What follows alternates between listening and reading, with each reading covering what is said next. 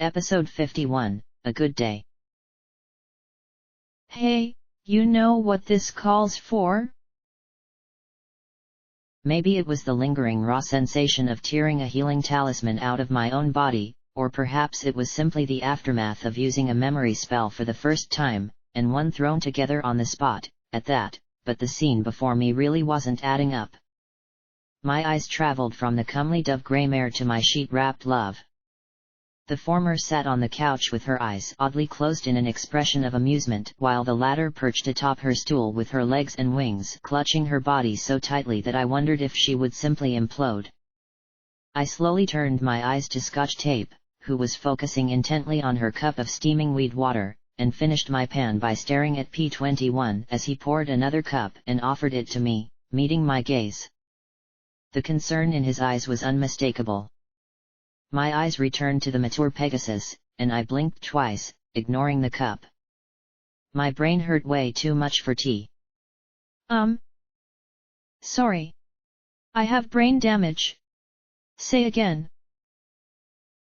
My name is Dawn, she said amiably as she put her cup down on the table. The mare didn't wear any barding or carry any equipment. She appeared about the same age as Mom and Rivets had been. Mature, but not quite showing the same wrinkles as the ministry mares had. She must have barely been past foalhood when she had been adventuring with Big Daddy and the others. Her eyes seemed to be closed in merriment.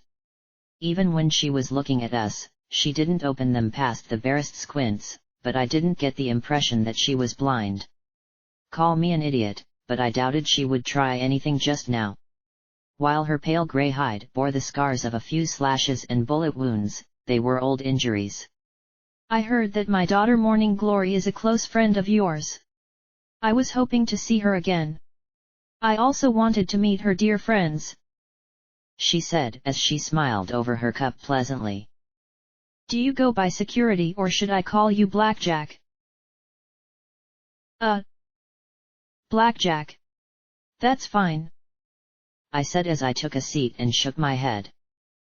For some reason, my thoughts were all muddled. And? Glory, I murmured, looking at my friends. I glanced at her and saw the tiniest little shake of her head. Anyone seen Glory? Is she in town? I couldn't figure out for the life of me why Glory wouldn't answer, given her mother was branded with Rainbow Dash's cutie mark on her flank. Maybe this was another weird enclave pony thing? Still, if she wanted anonymity, I'd try and play along. If Glory was going to undermine her relationships, who was I to stop her? Yeah. In town. That's exactly where she is. I muttered thickly. Really? How odd, I didn't see her there when I stopped through, the grey mare said with a note of amusement before taking a sip. This is quite excellent, she told P21. The blue stallion looked about, flushing awkwardly. Riverside. Town. Yeah. That town. I muttered. Right, P21 said with a confused look. That's it, Scotch agreed. She's. The filly scowled in thought. Getting spare parts, said P21 as the filly blurted simultaneously, buying healing potions. The pair looked at each other in shock, and P21 stammered, I mean buying healing potions. Just as Scotch Tape spouted, No, she's getting spare parts. Both gulped, and Scotch Tape opened her mouth in time for P21 to silence her with his hoof pressing to the filly's muzzle. I mean, she's getting spare parts and healing potions, he said finally. Scotch Tape looked up at him, then nodded quickly with a grin. I glanced at Glory, but only her eyes were visible, locked on the floor beneath her. For some reason, I could taste blood, and my head was really hurting. Wasn't the healing talisman supposed to take care of that? I'm so glad she's such a hard worker, Dawn said in that odd, cheerful way. I'd hoped to learn more about her in town before I came here, but they were all so busy with the mess, and I understand there was an accident too. Her smile disappeared, replaced with a sorrowful expression. The wasteland shouldn't claim lives before their time. Coming from any pony else, that line would have been pompous, even sanctimonious, but the Pegasus practically glowed with sincerity. Maybe it was the experimental spell that had given me a throbbing headache, or the fact I could feel the knife blade between my ribs, or that for some reason I was tasting blood, but I looked dully at the grey Pegasus. Right. It's nice meeting you. If you'll excuse me, I feel like I need to throw up glass. Sorry. Dashi.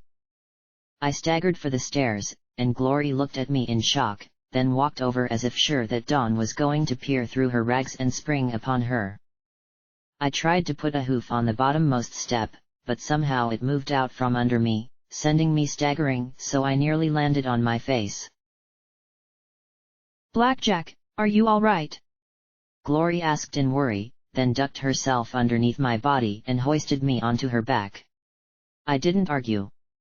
My throbbing headache was getting worse by the second. I saw little drops of blood falling on her disguise as she carried my heavy body up, muttering, "Dumb question, of course you're not." I just groaned, and the last thing I heard downstairs was Glory's mom saying politely, "What a curious young mare. I think she may look just like Rainbow Dash." Glory laid me down on my bed, closing the door as we passed, and I felt more blood coming out my nose. I tried to send Lakunai a warning about Dawn and our story about Glory being in Riverside, but for all I know I told her to kumquat the pickle barrel. My EFS display was weird, with a dotted line around the head of the diagram mare, and her eyes were two X's. Apparently experimenting with memory magic had some nasty side effects I hadn't anticipated. There were all kinds of other displays and warnings, but I just translated all that as "you broke yourself again, idiot." I wanted to throw up, but my brain didn't seem to realize my stomach couldn't, so all I was left with was a crippling nausea. Glory rolled me onto my side and dug around in her saddlebags for a strange little light on a stick. She shone it in my nose and mouth and ears as she examined me. "Tell me there's a secret cheat mode that kills my sense of pain," I asked pathetically. "I wish. Professor Zodiac didn't give me an operator's manual," she said sympathetically, but continued with a concerned little frown, "I thought you weren't going to hurt yourself anymore. I promise, when my head is better, you can spank my fanny till it sinks in." "My head? Not my fanny." I groaned, closing my eyes tight. Memory magic is harder than I thought.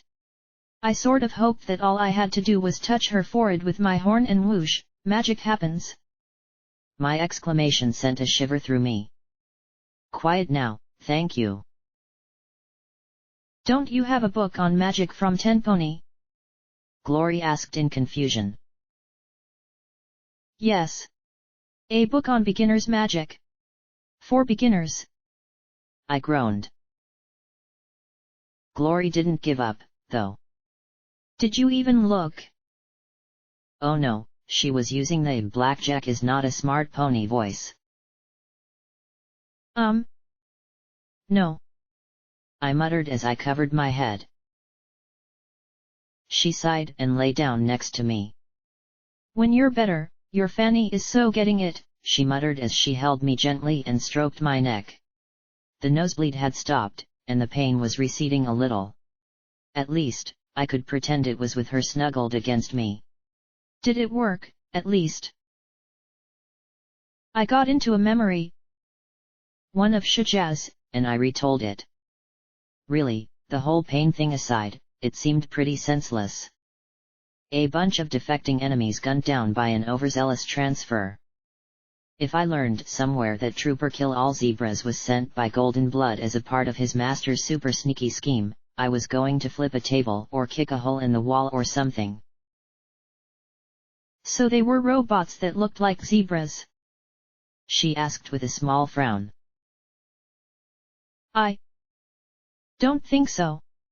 I mean, there were robot parts, but even if they were fancy and sleek, they were still metal. These were. I paused, wanting to be sure. These were cyber zebras. They had artificial organs and everything. Like me. Project Steel Pony. Had the zebras stolen it? Had Golden Blood actually given it to them? Or had the zebras developed their own line of augmentation research? For all I knew, Steel Pony had been stolen from the enemy in the first place. But there'd been too much meat involved for them to simply be robots. Augmented zebras, though? A very unpleasant thought. I had seen what Lancer could do with a rifle. I didn't even want to contemplate what he could accomplish with thumbs. It was too much for a not smart pony like me. So I turned, slowly, carefully, and faced her. So, care to tell me why you're not telling her who you are? I'd have thought you'd have been hugging and catching up on old times. She closed her eyes with a sigh. I know. And I should. I want to. But when I opened the door, I didn't think of how much I missed her or that I could finally get answers to questions I've had for years. I wanted to know why she was here. It felt contrived. My mother coming out of the wasteland after all this time looking for me. Contrived? Please. I've seen Golden Blood. He's got contrived covering every inch of him. I don't think he could fart unless it was part of a greater plot. Your mom is just. And I paused, frowning. What was it about her? There was something. I stroked her cheek gently. Ever think that maybe this is just a coincidence? A good coincidence? Despite the long odds, it had to happen occasionally. I did think that, Glory said shamefully. And when I did, I wasn't happy. I felt angry. She closed her eyes and scooted a little more against me. She was just down there smiling. Like these years never happened. Like she was on her way home and decided to stop in and check in on me at school. No big deal. See you when you get home. Love you. I thought about that. Well, maybe if she knew you were you and what you've done since you've come down here. Maybe, Glory murmured as she glanced at the door and then back at me. But really, the more I think about it, the harder it is for me to believe she's here looking for me at all. I didn't know what to say to that. I tried to imagine what it'd have been like for me if Mom left the stable one day, only to return several years later acting as if nothing had changed. I supposed I'd be pretty freaked out too, particularly if I were a magical copy of Twilight Sparkle. I sighed, nuzzling her ears till she eventually smiled. Well, deal with it tomorrow. We'll find out why she's here and find out some way to explain all this to her. I said, brushing her rainbow mane with my hoof. There was a soft knock on the door, and I looked over and tried to use my magic to open it. The jolt to my brain renewed my throbbing headache. Yes? I asked. P21 poked his head in, his voice low. If you're done for the night, should I put our guest in Glory's room till she gets back? I looked at Glory, who sighed, then nodded. Yeah, go ahead, I groaned, flopping my head onto the pillow. Right, he said, his blue eyes turning to Glory. For what it's worth, I don't trust her. Was it because she was a mare? Glory just looked at her four hooves, as if hoping the answers would appear upon them. He nodded to us and closed the door again. She slipped out of bed and locked us in before returning to my side. Well, I guess it's a good thing you blasted your brain with that magic. Can't do anything naughty with Mom listening next door, right? I just blinked at her in confusion. She groaned and buried her face in her hooves. Never mind. Just try and get some sleep. That was good advice. I just hoped that whatever was playing on the SOM memory network would help with that.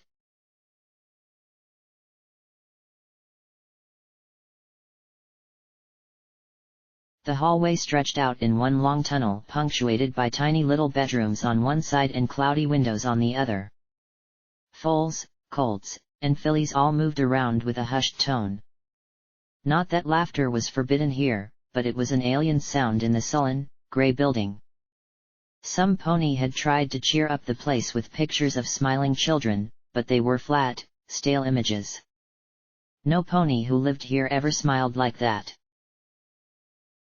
I knelt down, two small hooves moving a ragged brush, trying to scrub the mud tracked in from the field outside off the faded beige linoleum tiles. It was raining again, that was nothing new. It was always raining, even when it wasn't. The filmy windows gave the impression of a constant downpour outside in the sunniest of weather. "Hey Bomb," said a colt as he trotted in, leaving fresh hoof prints across the just cleaned floor. He wasn't being unkind. Most fillies and colts weren't around long enough to learn each other's names. You didn't want to stay here long enough to have ponies learn your name. I didn't reply, he was already heading down to his room, which he shared with two other colts. I silently started cleaning the messy hoof prints again.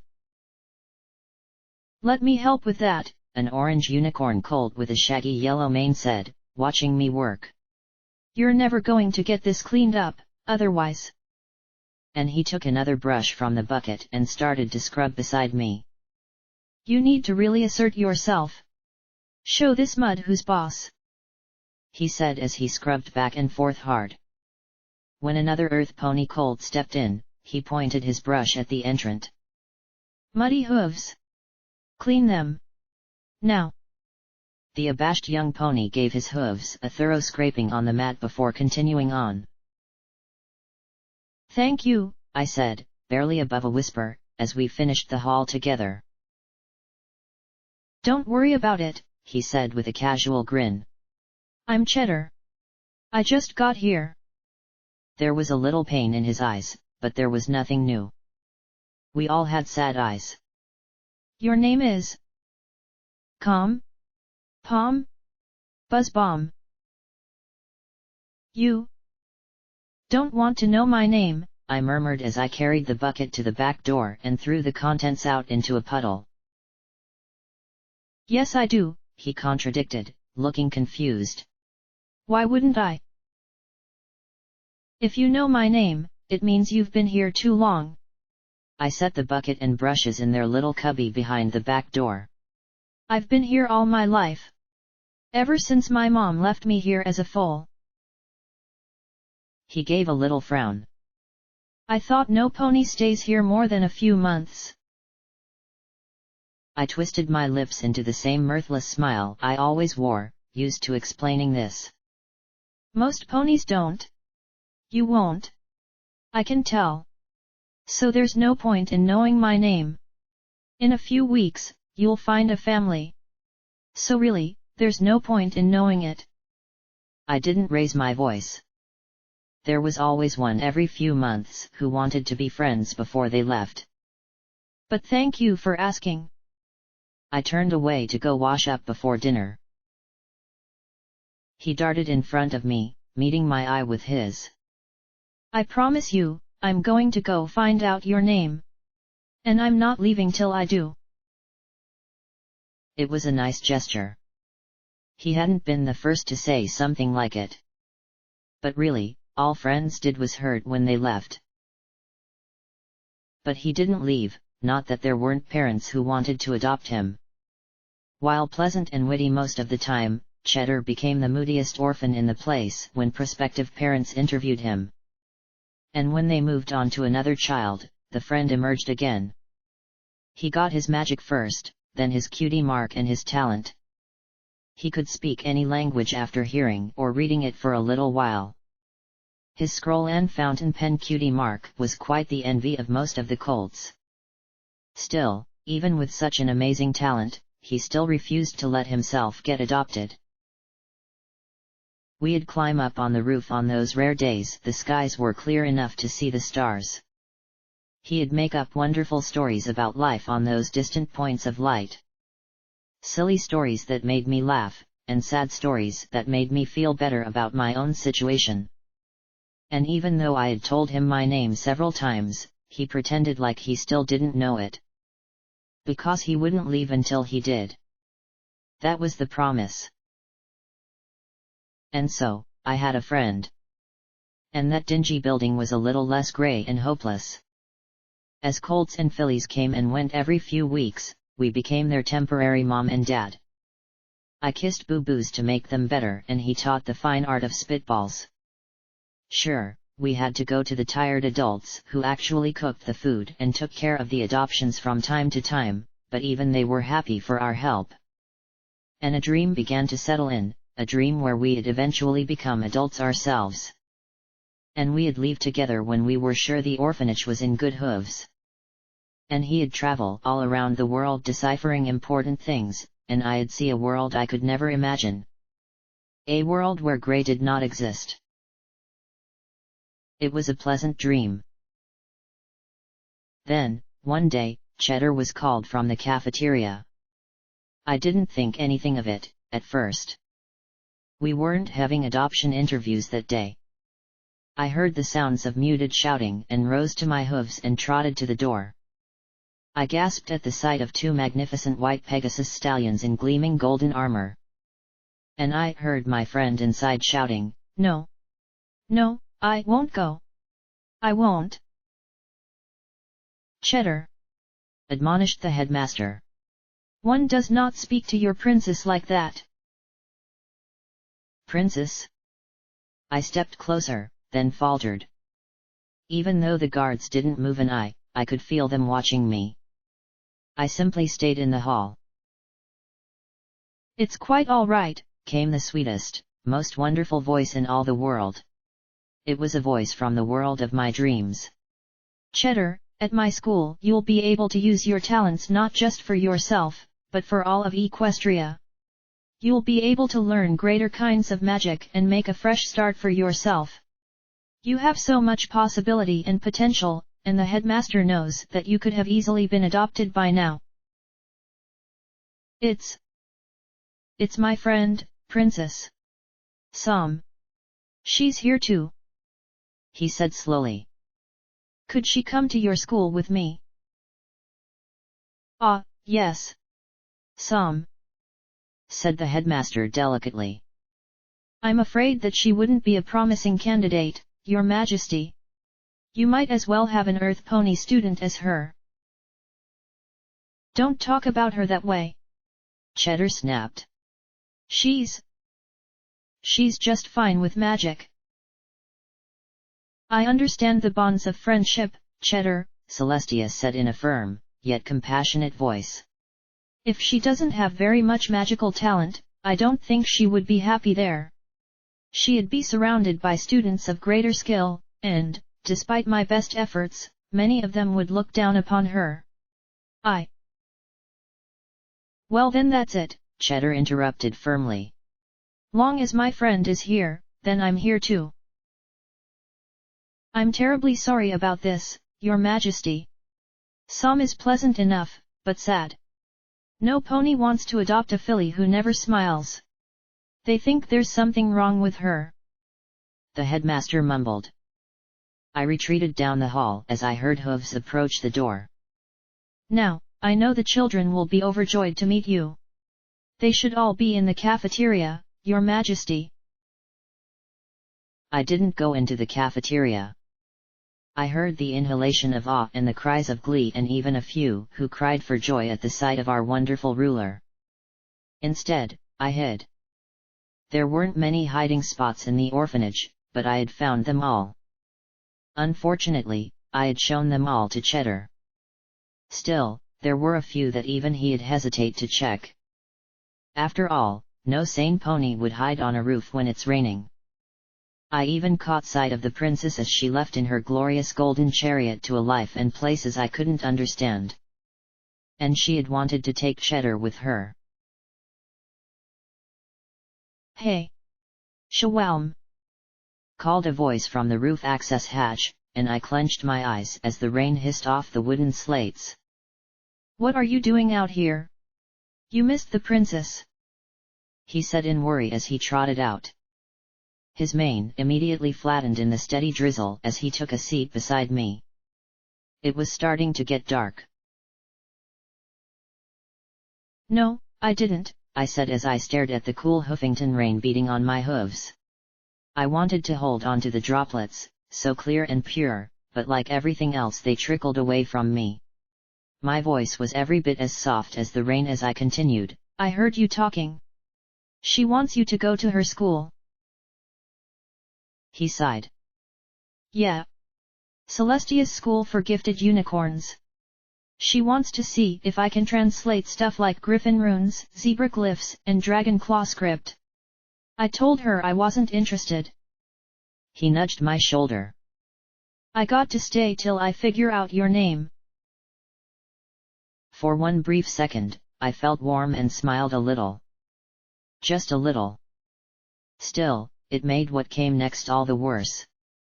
I closed my eyes and spat out the words that were choking me. "You should go." He started to laugh, but that quickly died. He knew I didn't make jokes. "Come on. I won't deny that it was tempting, but I couldn't just leave you. You should have left months ago," I said sharply, turning my face from him. You could have had a home. After a week. The only reason you're staying in this horrible place is because of me." "Well, yeah," he said in angry confusion. "I mean, you're my friend. I can't let you throw your life away for me," I replied and stood. "I'm not worth you giving up a future where you could be some pony. Every pony here dreams of finding a family again. Every pony. You lost yours. I never had mine. And there's 20 other colts and fillies who could only dream of having the chance that you're throwing away. It's stupid, and you're stupid for doing it." He stared at me in shock. "But, you." A hurt look rose in his eyes and he asked in a voice I could barely hear over the rain, "Would you go and leave me if she offered it to you?" I couldn't look at him as I spat out the lie, "In a heartbeat?" And with that, it felt as if my own heart had stopped. There was no answer but his rapid breathing. Then he said sharply, "Well, I guess I better go pack then." When I didn't say what he wanted to hear, he spat out angrily, "Wouldn't want to miss my golden opportunity, would I?" "I guess you better," I shouted back, clenching my eyes shut. If I looked at him. If I looked. "Fine," he snapped. "Fine," I yelled back. "If I'd known girls were so. Erg." He trotted to the hatch and slammed it shut behind him. "Goodbye," I whispered as I turned my face into the rain. Cold rain, and warm. I don't know how long I sat there. I was still up there when the golden chariot returned, Sen's princess, to take Cheddar away with his small bag of belongings. He looked up at me, but he didn't wave before he flew away. I felt a chill, but I didn't much care. I didn't care about anything at that moment. I had broken the one thing holding him to this dreadful place. The children would be upset. Mommy would be sad and Daddy would be gone, nothing new to some of them. And I'd stay here and grow up and grow old and try to help every last one of them find a better place to live. And then, I'd die here. Not that it isn't terribly dramatic, but don't you know young unicorns should get out of the rain? A mare asked above me, her voice soft and bright. The rain stopped in a semicircle around me, and I looked up at a dark form drifting down to stand before me. Beads of starlight seemed to shimmer in her magically billowing mane, and she wore a tiara the color of sky just after the last reds of sunset faded from view. Her majestic wings folded beside her and her horn glowed once. Instantly the water on my coat disappeared. Then she summoned a black wool blanket and draped it around me. I hugged the fabric close. I was hoping to catch my sister here after I raised the moon, but it looks like she's still on the move. Princess Luna gave a small smile. Now? What's the matter? I knew I shouldn't. That it was terribly impolite for me to do so, but I took one last look into her concerned blue eyes and pressed my face to her side and bawled like I never had before. Somewhere in all that blubbering, I got out the story of what had happened to Cheddar and how I had thrown away my first and only friendship so he could have a chance at Princess Celestia's school, and that now I was going to be stuck at the orphanage alone forever. It had to be dreadfully rude to snot up a princess coat, but after I got everything out I was quite a mess, both from grief and the budding cold. I see. It's a rare pony who can give up what she wants for another's happiness. Your friend must be quite special for you to give him that. She lifted my chin and gave me a comforting smile. I know that it's not easy being the sad pony. To feel like you don't deserve anything good in your life. But you do. Every pony does. I don't. I muttered softly, looking at her pristine hoof. Not a future. Not a friend. Not even a mother or father. You do, she repeated, firmly. So here is what I want you to do, Sam. I want you to hang on. I'm going to see what I can do for you, but it may take some time. Everything's so busy right now, but I promise that somehow I will give you a way to be with your friend. You don't have to. I whispered, horrified that I'd be such a bother to her. I'm not worth the trouble. It's ponies who think they aren't who are. I know what it's like to feel worthless and unloved. She said as she lifted me with her magic and flew me down to the front gate of the orphanage. Please, be patient. Have faith. I'll try and help you soon. I spent the next week sick in bed. The children started to avoid me. Cheddar had been popular and more than a few of the young ones blamed me, correctly, for his leaving. I washed the hall of muddy hoofprints by myself, and it took me far longer than the old times when it had been just myself working the scrub brushes. I had no right to complain, though. I had brought this on myself. For a short while, I had hoped something might happen. That a chariot would come and sweep me off to Canterlot. Maybe I'd work in the kitchens, I'd be okay with that. So long as I could tell him I was sorry. The chariot never came, though. Princess Luna was a very important pony, I had to be patient. I had to. Over the next month the orphanage got lonelier and lonelier. The youngest went first, then older and older. Soon we were a dozen. 10.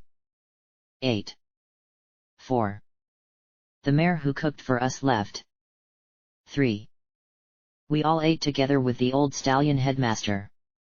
We didn't talk. And little by little, things started disappearing into boxes and crates. Then those two disappeared. I washed the halls even though there weren't any more muddy tracks to clean. 2. 1. Finally, the orphanage was empty. There's a new one, the headmaster says. A larger one for children whose families were lost in the war. He was going to see that I was transferred there. Then he was retiring. He says he's sure I'll find a family there. Those are the same words I've heard all my life. It'll be cleaner. Newer. Brighter. I can't imagine it. This dingy grey building is the world. It's all I know. I can't leave it. Perhaps I can stay after the headmaster goes. Clean the floors. Keep it intact for unwanted things. He tells me to pack, says he'll return in a few hours to take me to the new orphanage.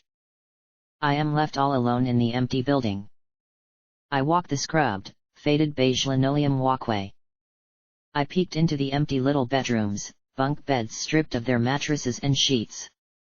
There are a few old toys, broken things, sitting forlorn in the corners. I gathered them up in a blanket. I don't know what I'll do with them. No pony wants broken toys. Luna. She had said she'd help. She had said to be patient. I imagined I could hear her voice calling me. But I couldn't be patient anymore. I was out of time. I crouched there, eyes clenched shut. Please. I whispered. Please, Princess Luna. Please. I trembled as I curled up, as if trying to disappear so that when the headmaster returned, I'd be gone. Those 3 words kept me anchored there. The moment I couldn't say them anymore was the moment I was finished. They were the single light in the blackness that threatened to consume me. If it took me, I didn't know what I'd do. Som, came the soft voice above me. Slowly I looked up at the beautiful dusky dark shape of the princess of the night. My eyes met hers, and I saw the understanding of the pain within me. Her lips slowly turned in a soft smile. We were calling you, dear. I thought I was imagining. My feeble words dribbled out before I lowered my gaze. I told you I'd come back. Luna said softly as she knelt beside me and stretched her soft wing around to pull me close to her warm body. The dam broke and all at once I was sobbing once more, but I knew this time the princess wouldn't be troubled by a weeping filly. Shh! She hushed as she nuzzled me. It's all right. I'd never leave you in a place like this. I blinked and looked up into her eyes. I found someone to take care of you. At once my ears folded a little, but she hugged me closer. None of that. You're the last one, Som. It's your turn. You deserve a chance at happiness too. She looked at the doorway. Come on in. You're such a horrible lurker. There was a shift at the door, and then a handsome young stallion slowly walked into the room. His yellow eyes met mine with a wary look, the eyes of a pony who had been hurt. Who are you? I asked warily. My name is Golden Blood, he replied as he sat next to my bed. He looked up at the princess. Luna's. Well. I finally convinced him that leading a life of being a lonely intellectual was overrated, Luna replied, making the young stallion flush. And he's agreed to look after you. Look after me. I dropped my gaze. But I don't. I can't. I know, but you do and you can, Luna said gently, smiling, but her deep eyes were filled to the brim with sympathy. Listen, Som. I want to tell you something that I've never told any pony. A long time ago, I did something really bad, and my sister sent me to the moon. Time is funny there, but I was alone, and I was happy because I thought I deserved to be alone. I hated everything so much that the thought of being around any pony was too much to bear. And when I came back, the first thing I did was lash out at every pony around me, because I was still angry at them. But also, I was scared. It took me a year before I was brave enough to make a public appearance, and it took a brave mare to help teach me to be happy around others. I know there are times when being around others positively hurts, but that's better than being alone. Yes. Princess Luna, I murmured as I bowed my head. I'll try. Good. She slowly released me and gave us both a kind smile. Now, I need to flash over to Philadelphia and make sure everything's alright for Celestia's big ribbon-cutting ceremony tomorrow. I can't believe they're actually opening a huge factory for making guns and ammunition. Can't imagine they'll really need that much. She looked over at Golden Blood. You two can take the chariot when you're ready. Yes, Your Majesty, Golden Blood said with a nod of his head. The princess beamed in return, and then her horn flared. In a flash of shadow, she disappeared completely. Don't want to go? I murmured softly. I prepared for the onslaught of questions about what was wrong with me, how I could want to stay in this horrible place. I know it's stupid and this place is dirty and closing, but it's the only place I belong. The only place I deserve to be. He stood silently for a long moment before reaching out with a hoof and patting my shoulder. I understand. This is your home, he said, not calling me silly. But it's your turn to get adopted, Sam. You're the last one here. It's your turn to go. For a minute we stood there with me just staring at the beige tiles, and then he sighed. Never mind. Take your time. The Pegasus can wait. It took some time. Time to gather my belongings in the black wool blanket, though there weren't very many. Time to collect the old toys no pony would ever play with again. Time to look at that grimy grey hallway and its rainy grey windows. Should I call you Father? I asked as we walked towards the exit. The word sounded strained and awkward to my ears. That sounds odd. I'm barely old enough to have children of my own, let alone one your age. I think a better word is guardian, but even that sounds off, he said with a small smile. Why don't you just call me teacher? It's fitting. I just got a job working at Celestia's school for gifted unicorns teaching history. He looked a little confused as he added, Princess Luna herself recommended me, but I couldn't tell you why for the life of me. Oh, I said, contemplating a moment before asking. Do you think I could come to the school with you from time to time? I have. There's a pony I know who goes there. Together we stepped out the front door. It was one of those rare moments when the rain had stopped and everything was clean and crisp. A rainbow gleamed in the direction of Canterlot and made the golden chariot sparkle with light. It was almost as bright as the candle which appeared on my flank, its lone light the faith against the melancholy that had almost consumed me. For the first time since Cheddar had left, I felt a warmth return to me and Golden Blood smiled in quiet approval. I looked at my teacher, giving him a smile I had only shared with one other as he looked back and said, Certainly. You can be my assistant.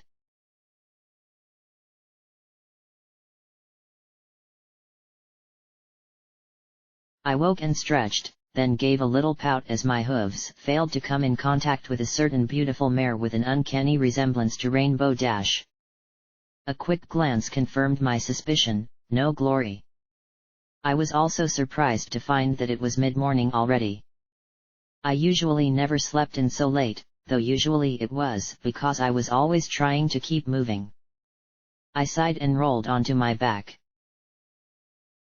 How's Rampage, Lakunai? Did seeing that memory help? I asked Lakunai telepathically. It wasn't so much hard as weird. I supposed I thought about Lakunai and hoped she picked it up. Of course, for all I knew, all of Unity could hear me, but, if so, there wasn't anything I could do about it. I do not know for certain. I think so. There is a difference between knowing you occasionally turn into a zebra and knowing that even if she is a part of you, she's a good part. My friend replied. She says she's going to do a little patrol. Keep an eye out for harbingers today and think about things. I sighed and smiled, rubbing my aching horn. So it wasn't a waste. That's good to know. I frowned a little and thought. Aren't I breaking the rules, though? I thought that unicorns were only supposed to have a little magic that corresponds to their talent. But I can do magic bullets and light, and now I'm poking into memory magic. Though, to be fair, that was like saying I was poking into brain surgery. That is a common myth, and one not entirely inaccurate. Before the war, a unicorn usually only possessed whatever magic they developed in their youth, and such magic was usually focused on their interests and thus usually related to their talent. But a unicorn's magical potential is not limited by their special talents. Rarity exhibited designer skills but also knew a spell to find gems, as well as teleportation later in life. And if a unicorn's magic was limited, what point was there in writing down spells or having schools of magic? Think of your own stable. Most of the unicorns were trained in magic appropriate to their field, regardless of their cutie marks. Lakunai explained patiently. Most unicorns, once they have the spells they want, simply quit studying. Rarity learning teleportation magic? I had to admit. The idea of being to teleport on my own nearly had me salivating. Popping out of trouble, appearing behind my enemies. I wondered if the brain damage had somehow made me smarter. I had actually followed all that. So a unicorn can increase her magic? Yes, through substantial effort, and such growth is not infinite. There are some unicorns who focus all their efforts on one spell to great effect. Others possess a panoply of abilities but never take the time and effort to strengthen them. Only a Hoofful, Twilight Sparkle, Clover the Clever, Starswirl the Bearded devoted their lives to both. Sadly, I don't see you being capable of matching their talent. Yush, I muttered. Rub it in a little harder. I pouted, rubbing my poor, compact horn. I did the best I could with it. Lakunai chuckled. I don't mean because you lack intelligence. Snips and snails were hardly geniuses but were able to learn a magic utterly alien to unicorn kind. No, I mean that such progress would take time and effort. You would need to study. You would have to be methodical about it. You have far too much shooting in your life to be a scholar. And I fear you don't have a studious temperament. She paused, as if aware I was giving the ceiling a shooty look. On the other hoof, you have a reckless willingness to experiment, despite the possible harm to yourself. It may be that magic is a talent in your family. Sighing, I let go of the dumb resentment. Yeah. Mom aced every single security spell in the manual, and then some. But she never had textbook teaching her. I muttered, feeling my aggravation swap to my old stable teacher. I knew where this was going, naturally. It was looking all the way back at Tenpony and the prediction that I was Twilight Sparkle's descendant. If that were true, then it would make sense. But it couldn't be. I had failed to open the door. So clearly, some other mare had to be my ancestor. Maybe Pinkie Pie, who knew? Who the pink one had gotten freaky with? Or Rarity? There was a tiny, immature, okay, maybe not so tiny, part of me that liked the idea of being the descendant of the love child of Rarity and Vanity. You might find that, once ponies stop shooting at you, you might have a horn for magic. Perhaps. But it's up to you. Magic takes time and effort, and certainly having resources on how other unicorns do their magic would be helpful too. But to be a serious student takes more than just intelligence. It takes stability. Something you're lacking in spades. I crossed my hooves across my chest and pouted, because it was true. Mentally. Circumstantially. I couldn't settle down and dedicate a month or two for study to try and see what other spells I could learn. I had saved that for another day when Horizons was solved. EC 1101 was at the bottom of the ocean, and the Harbingers were long gone. How about Glory and Dawn? Have you seen them? Dawn went out early in the morning, leaving a note that she'd return. Glory is downstairs. She purchased some ingredients from Charity. Now I fear that she's experimenting in the kitchen. She really should leave the cooking to P21. He has quite a hoof for it. As if reading my mind, and for all I knew she had done exactly that, she added, P21 and Scotch Tape went back to town. Hopefully the Crusaders will listen to her now. Yeah. Hopefully. I lay back and paused, then thought, how are you doing, Lakunai? I am the same as I ever was and ever will be.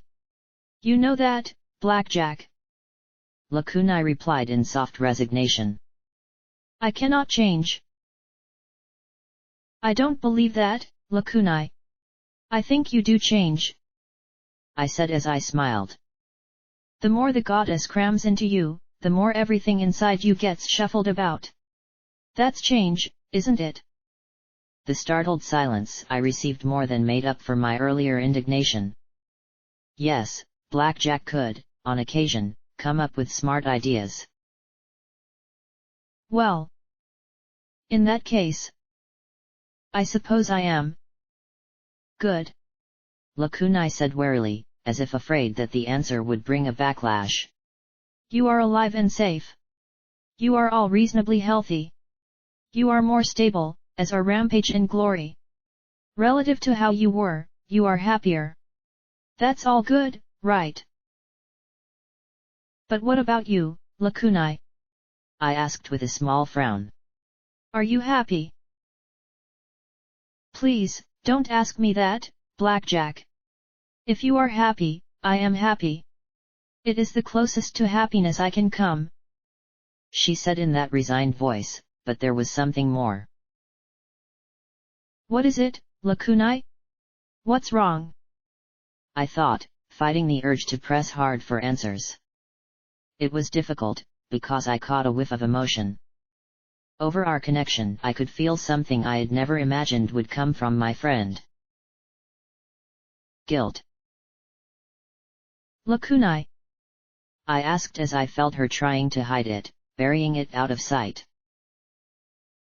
Please, Blackjack. It's nothing. It may not even matter anymore. You're doing so much better now. Please, don't ask. She begged, and I backed off. I heard a mental sigh of relief. Thank you, Blackjack, she said, and then one last thing leaked through, and I'm sorry. Guilt? What was she guilty about? Lakunai had always been supportive and helpful. She had been a good friend, and I was thankful that the goddess had never made her do anything that required me to treat her as anything other than a friend. Ah, the goddess. That must be it. She felt guilty because of the control the goddess had over me. I relaxed immediately. That was simply silly. She didn't have any control over what the goddess could and couldn't do. She wasn't responsible for me being brainwired to unity in the first place, either. Then I heard the mental snicker in my mind and froze, trying to do everything I could to keep her out. It was futile, of course. She had my deepest secrets already, sure, but it was the principle of the thing. I needn't have bothered, though, as she didn't seem to be trying to do anything at the moment. Oh, you poor deluded little fool, the goddess purred in my mind, and I imagined a blue mare holding me from behind and whispering in my ear. You still haven't figured it out yet? No surprise. You see, your dearest Lakunai has betrayed you. Shut up, I growled, wishing I could mentally punch the silver-maned mare lying in my ear. Lakunai would never do that. And if she did, it'd be because you made her do it. Oh no, the goddess laughed in delight. Not this time.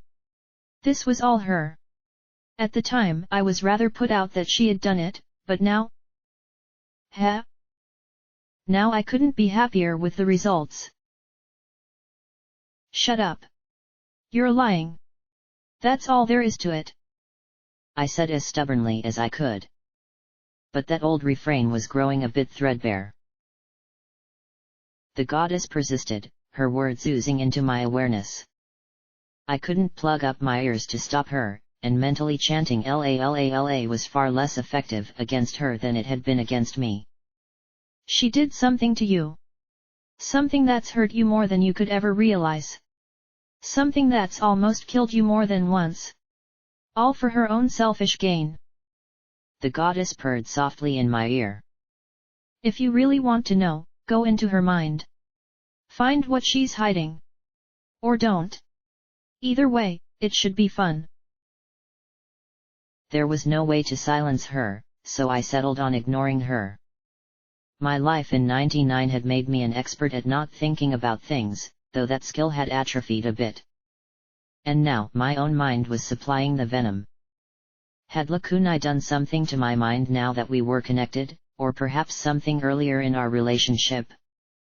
Was there some poisonous strain of truth in the goddess's taunts? Was Lakunai's friendship false? If it hurt me, I'd endure, but what if it was done to my friends as well? I could ask. I could. But if she denied or refused, what then? Would I force the answer from her? Could I? Could I force the answer from her by violence or guilt or crude memory magic if she refused?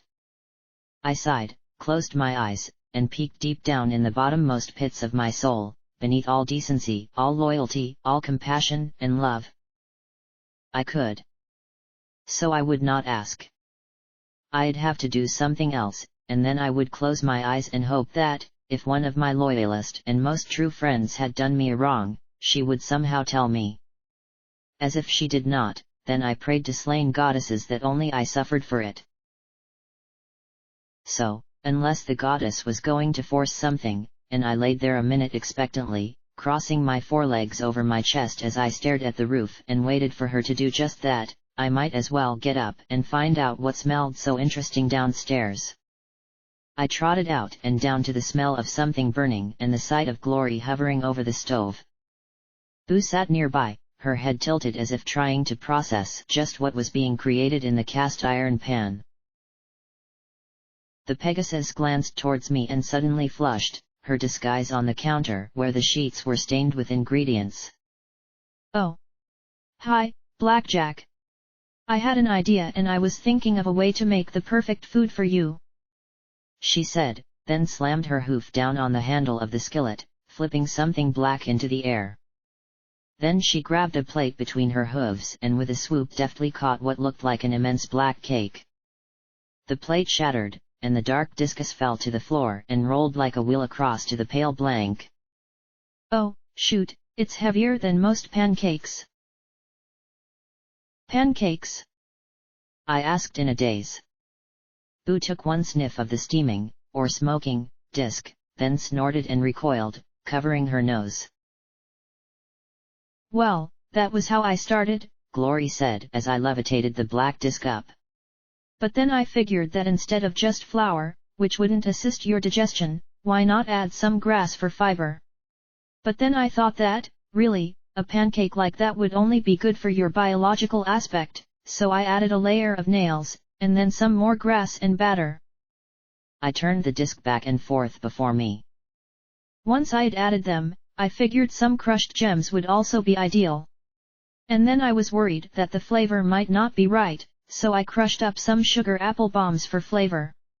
Then, just to make sure you got everything you needed, I added a layer of grease to keep your augmentations working smoothly. I'm not really sure that's how I'm supposed to be lubed, I said, watching the inexplicable blush on Glory's cheeks as I sniffed the black disc. Then I took a crispy, crunchy bite and chewed slowly and thoughtfully. Finally I gulped it all down and looked at the worried Pegasus. I paused to consider how best to put this to her. Well, Glory, I don't know how to say this. You tried for perfection.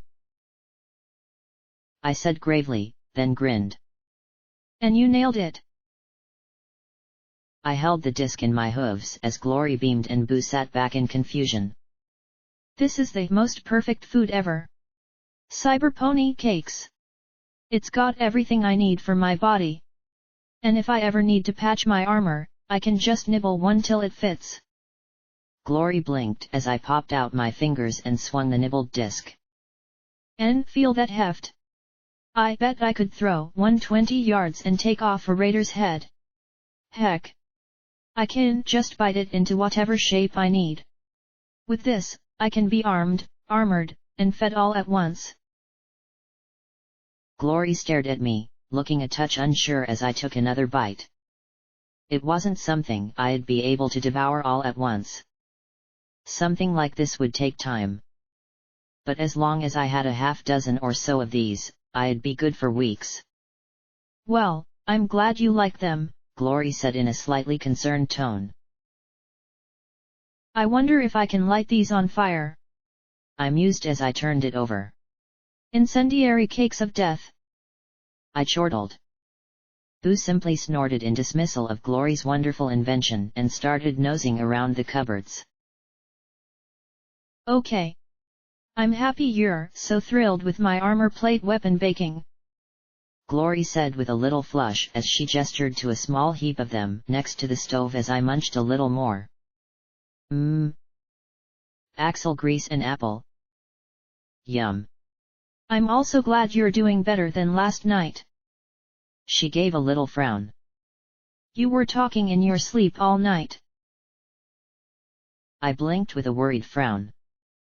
Maybe she might figure out what the goddess was doing from my nocturnal mutterings? What did I say? I don't know. It was in zebra. Glory said with a worried frown. I think you should stop experimenting till you know a little more about memory spells. Go to the collegiate, talk to triage, and find out how she does it. Or check that book you got in Tenpony. I chewed thoughtfully and finally sighed. Fine. I know you want to help her, and I do too, but... She went on before she blinked. Wait. What was that? I said fine. You're right. I should know a little more before poking around inside her for more memories. I said with a simple little shrug of my shoulders. Boo pulled out a fancy buck snack cake and started ripping open the wax paper wrapper. Glory frowned at me. Who are you, and what did you do with Blackjack? I tried to maintain my dignity as I looked at her and she back at me. Our relationship was tense, but we both wanted it to work. I didn't want to live in a world without Glory. And in her eyes I saw endless worry, barely kept in check, that she'd end up living in a world without Blackjack. You're not afraid I'll get in trouble, going out without you? She frowned a moment, as if thinking about that. Then she bowed her head. I know that I put a collar on you, Blackjack, but I can't keep you within wing's length all the time. So I am worried. But I also have to trust you, Blackjack, to stay out of real trouble. Okay? She asked, but as I met her gaze, I saw the warning. If I couldn't control myself and prevent things like Yellow River from happening, I'd lose her. Then I was distracted watching the blank tear open the package. She knows how to open them now. The Cyan Pegasus frowned, then relaxed, and smiled at the blank-flanked mare. Yeah. Figured it out a day or two ago. Don't know if it was Scotch teaching her or if she just picked it up on her own. I sat beside Boo and rubbed her ears as she munched down on the cake. Without a soul, you're nothing but an animal. Could an animal learn to open snack cakes? I supposed so. Still, it was hard to think of a pony like her as having no mind or personality. Like that, Boo? I asked, and then levitated the black disc with the chewed edge in front of her. Want a taste of a cyber pony cake? She looked at it skeptically, stretched out, licked the edge, and suddenly jerked back and snorted. She picked the remains of her cake in her mouth and trotted away, giving the black disc a sharp kick with her rear hoof. Unfortunately, it was perfectly aligned with my face. As I laid there a minute later, I reflected that I had been correct, the cakes were very effective weapons.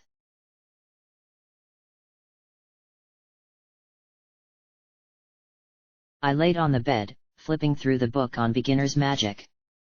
I had promised Glory I'd at least look and see if there was any memory magic listed. I came across a lot of little magic tricks that I had never thought of before. Some of the magic seemed a lot more than beginner. I tried to summon a door and ended up giving myself a throbbing horn ache as a tiny flimsy door in a doorframe appeared, slammed shut dramatically, collapsed into a pile of broken toothpicks, and then disappeared in a puff of smoke. Well, it didn't say practical magic. Some of the magic, like walking on clouds, I simply couldn't confirm if I had done right or not. And one that created wings. Well, I got through the first paragraph about cocoons and metamorphosis when my eyes crossed and I thought it best to move on. To my surprise, there was a section on mind magic talking about making a bridge between two ponies by touching my horn to their brow. Apparently diving in was discouraged. The book recommended pulling a memory into myself or pushing a memory into another. Just clumping minds together was apparently asking for trouble. What would life be without trouble, though? I murmured as I levitated the book in front of me. Then a folded piece of paper fell out of the back of the book, and I blinked in surprise.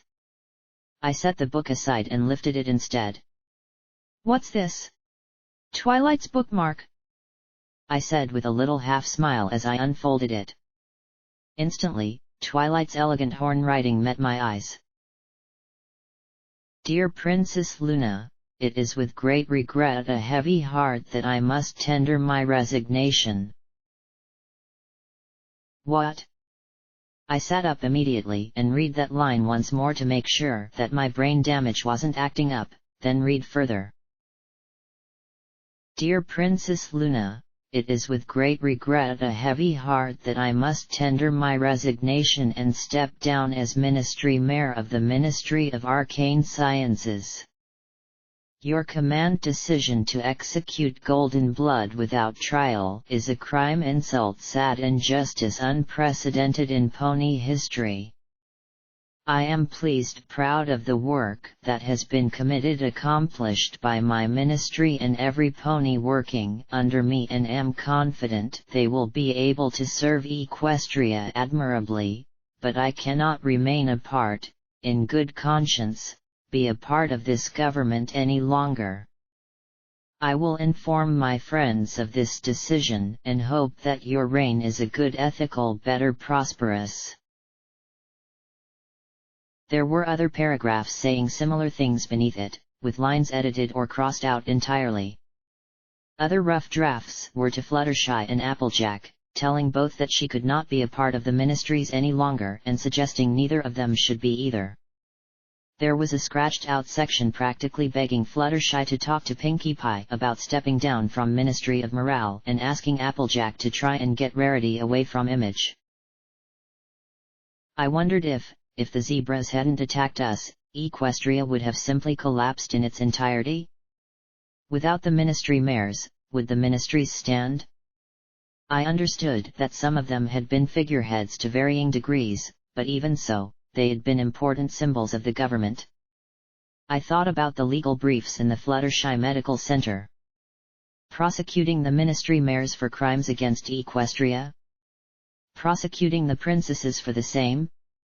EC 1101, a mega spell that effectively handed over control of the country to a new ruler. Project Party Pooper, a conspiracy to eliminate everyone who would possess EC 1101. What would happen if there was no one that EC 1101 could connect with? If Sanguine had been right. Something bad. Golden Blood had known. Hell, he was the grand architect of this whole scheme. This plot that had wrapped itself tightly around Equestria and the world. And he had done something, created something called Horizons to deal with it. But something had gone wrong. Something that even Golden Blood had missed till it was too late to stop it. He had Trottenheimer make a weapon of unimaginable power, but had been arrested before he could use it. Executed. Failed. What had he known? I flipped open my pip-book and brought up the Megaspell program once again, just staring at the screen. The key to Equestria, Applebot had told me in another life. Something ponies would kill for. Something that made miracles work. And even after all that I had been through, I still didn't feel like I knew any more than when I had started. A small part of me wished that I had pushed the button on that terminal and activated Project Horizons, just so that I'd know what it did. I frowned at the folded piece of paper. This was pretty incriminating, not the sort of thing you just left around. It had been stashed in the back cover of the book. I frowned as I thought back to that study and the scrolls within it. Personal. Private. Twilight's own study. I clenched my eyes closed. Damn it, I hadn't been able to open the stupid 10-pony door. And now, more than ever, I had the overwhelming sense that I should have been able to open it. Something was off, and for the first time, I couldn't stop myself from seriously wondering if there was some terrible truth behind the goddess's snide accusations. Maybe there was something my friends were keeping from me after all.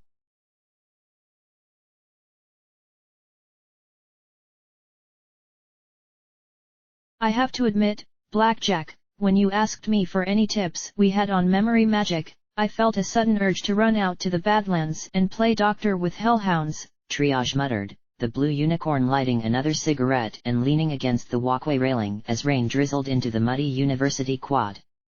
Now, I got to admit I have a sick curiosity making me wonder just what's going through your head to make you want to know how to extract memories without giving yourself an aneurysm. After soaking up radiation for an hour in Blue Blood Manor, Lacuna had teleported me over to the collegiate to find out everything I could about memory magic. After all, they had been the ones who had modified Scotch Tape's memories. I had to bully Triage a little bit with suggestions about learning as I went and experimentation, each one seeming to have the effect of giving the mare a migraine. I guessed I would have had the same reaction if some pony told me they were going to try to clear a jammed gun by bashing it with a rock. Some ignorance was simply too intolerable to go uncorrected. I finished tucking the last of the notes into my saddlebags. Well, as fun as aneurysms are, I have to admit that it's easier getting through the day without them, I said as casually as I could. Triage had once again swatted me about the noggin when I had explained what I had done to Rampage. Apparently I should be dead of a burst blood vessel in my brain at this moment. Fortunately, Silver Stripe's augmentations had prevented that. Lacuna stood nearby, quietly watching me. The alicorn had said nothing about teleporting me over to the collegiate to pick up more notes on memory magic. Glory had warned me that if I trotted one step in the direction of trouble without her, she was going to put me in a harness she was saving for something special. Well, that's all I know. If you were doing this to any pony besides Rampage, I wouldn't have told you. I don't think that mare can get much worse off. The blue mare said as she took a long pull on her cigarette and let the smoke blast out her nostrils. I actually found her once.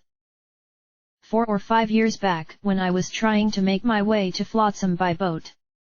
Saw her tumble right over the core wall and onto the rocks along shore. Damnedest thing I ever saw. Of course she regenerated, but wasn't right in the head. Screaming. Babbling about a city of gore and flying steel. Sobbing. Captain blasted her with his gun twice in the noggin. She thanked him afterwards.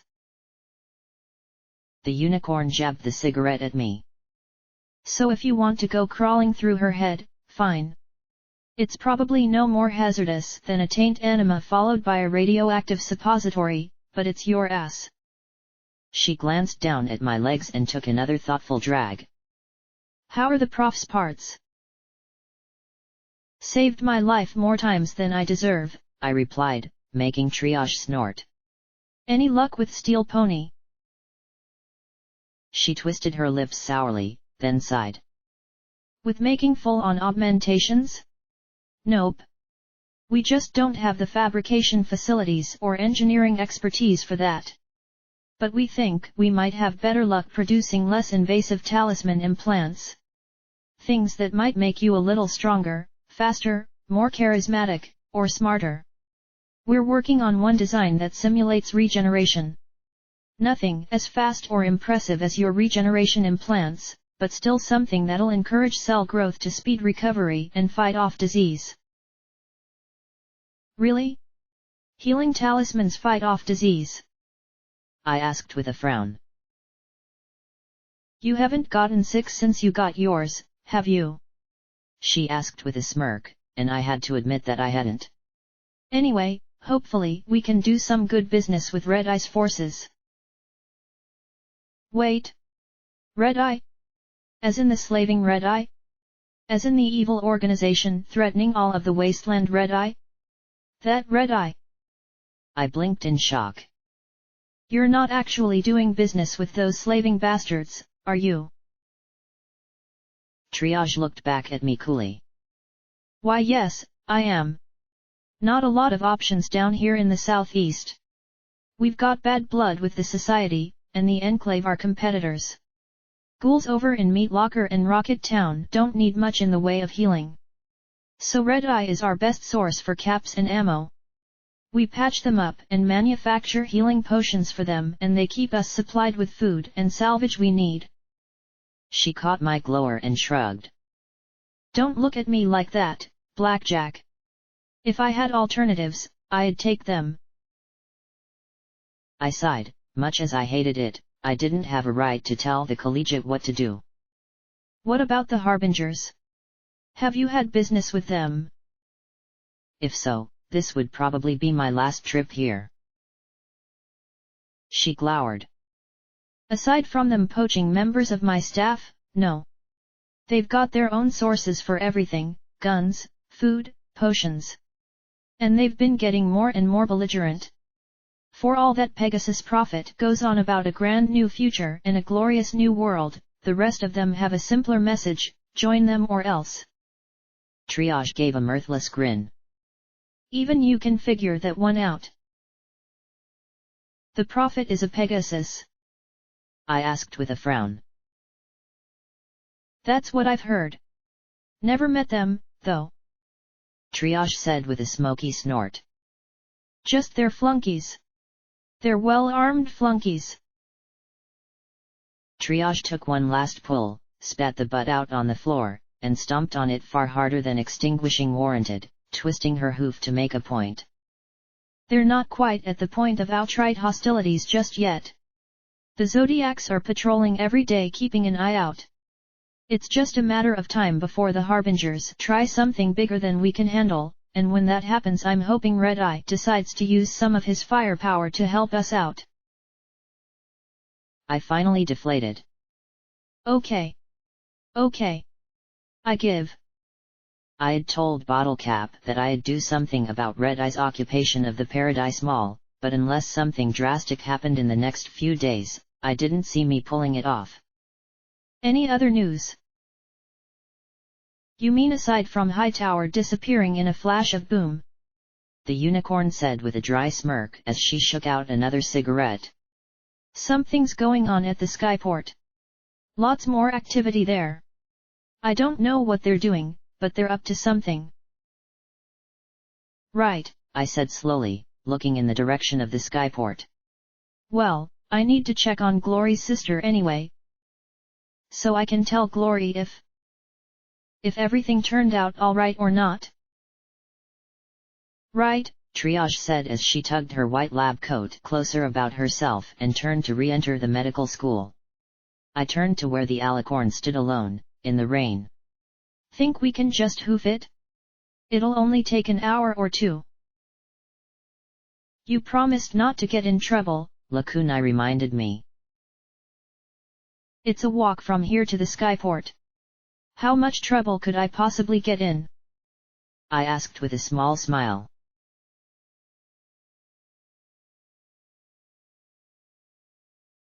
We trotted along Celestia Boulevard towards the east as the rain hissed around us. Now those giant frogs. Those didn't count as trouble, okay? I said sternly as we walked down the waterlogged road. I took another bite of the cyber pony cake I was levitating beside me. They were even waterproof. And that mutated river serpent with 2 heads? Lakunai asked softly. We got away, didn't we? I objected. Sure, you had to teleport out of its mouth, but... And that squad of seekers? The alicorn asked just as quietly. What? Only took us 5 minutes tops to shake them. I don't see the trouble. There was no trouble, understand? I said pointedly, flushing as I imagined the sound of the smack of a belt. The alicorn sighed. I don't understand why you would say it wasn't. You like Glory spanking you, she said flatly. My cheeks burned, and I said primly, I won't dignify that with a response. Suffice to say, while I like the attention and time I spend with Glory in any form, I don't want her to worry about me. I want her to be able to trust me to keep myself safe when she's not around. Lakunai groaned and swayed a little as the scream of enervation grew particularly acute, but I couldn't see how or why. A thought niggled at me. There was something about a disc? Rings? Something?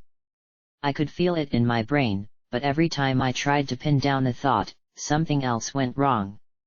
Are you okay? I asked with a little frown. There was a boutique on one side and an ice cream parlor on the other. Red bars skittered about, but we had been passing ruins rife with rad roaches and hoppers for the last hour.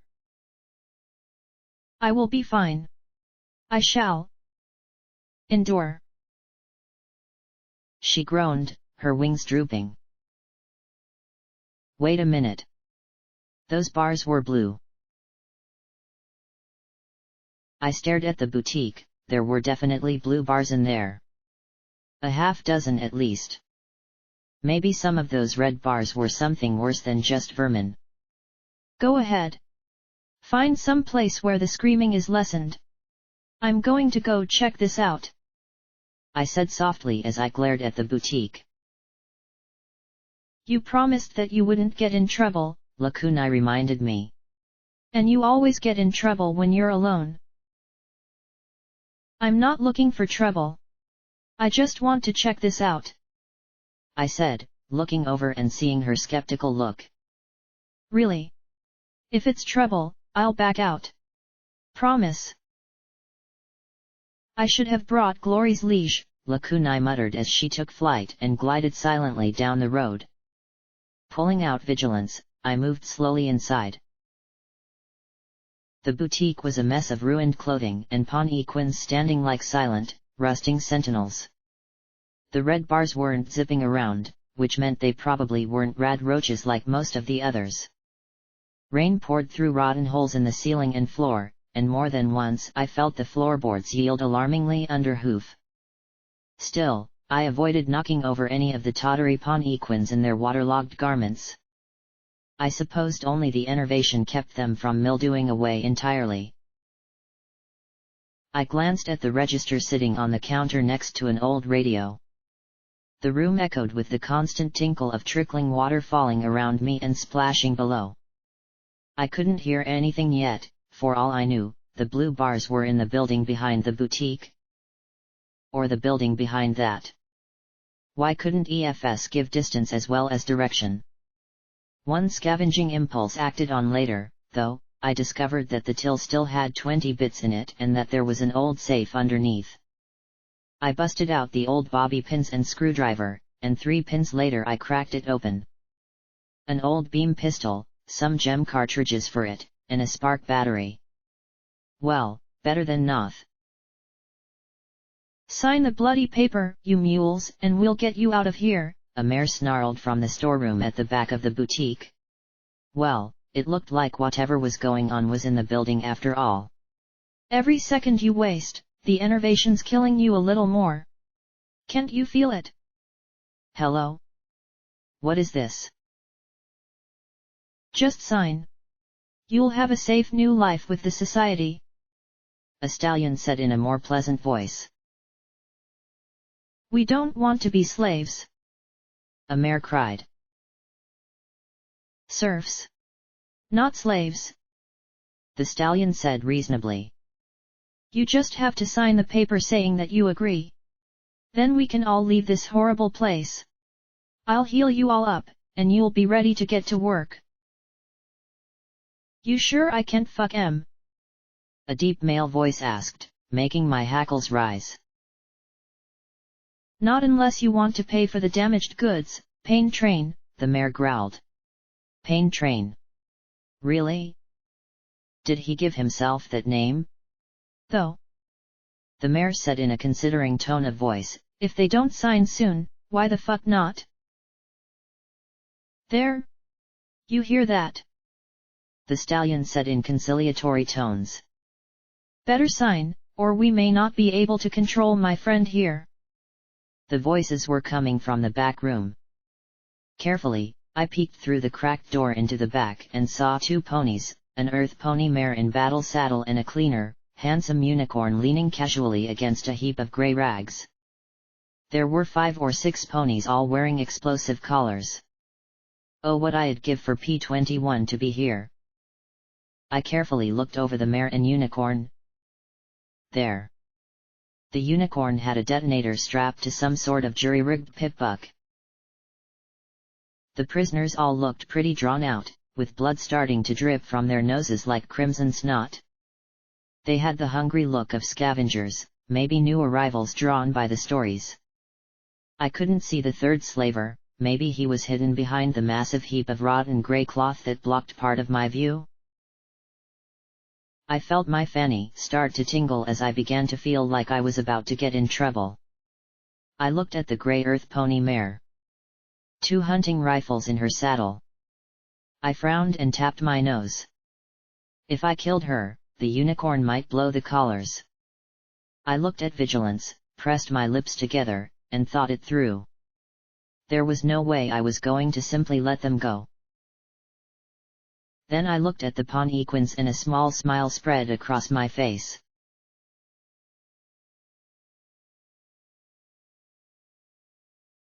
Come on, ponies. Don't make this. The unicorn went silent as a slow laugh rose over the trickling and splashing water. His ears twitched, and the mare turned slowly as well.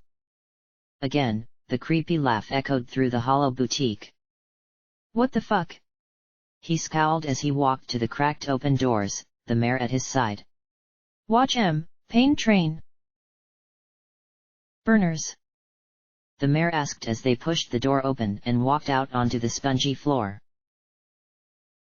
This far south? Forget it. The unicorn said darkly. Who's out there? Wicked. An unearthly voice hissed in the drippy confines of the boutique. I smell wicked ponies. What the hell? The mare asked in bafflement as the laugh grew higher and higher. What is that? Suddenly light burst into view as the rag-shrouded pony floated up above them.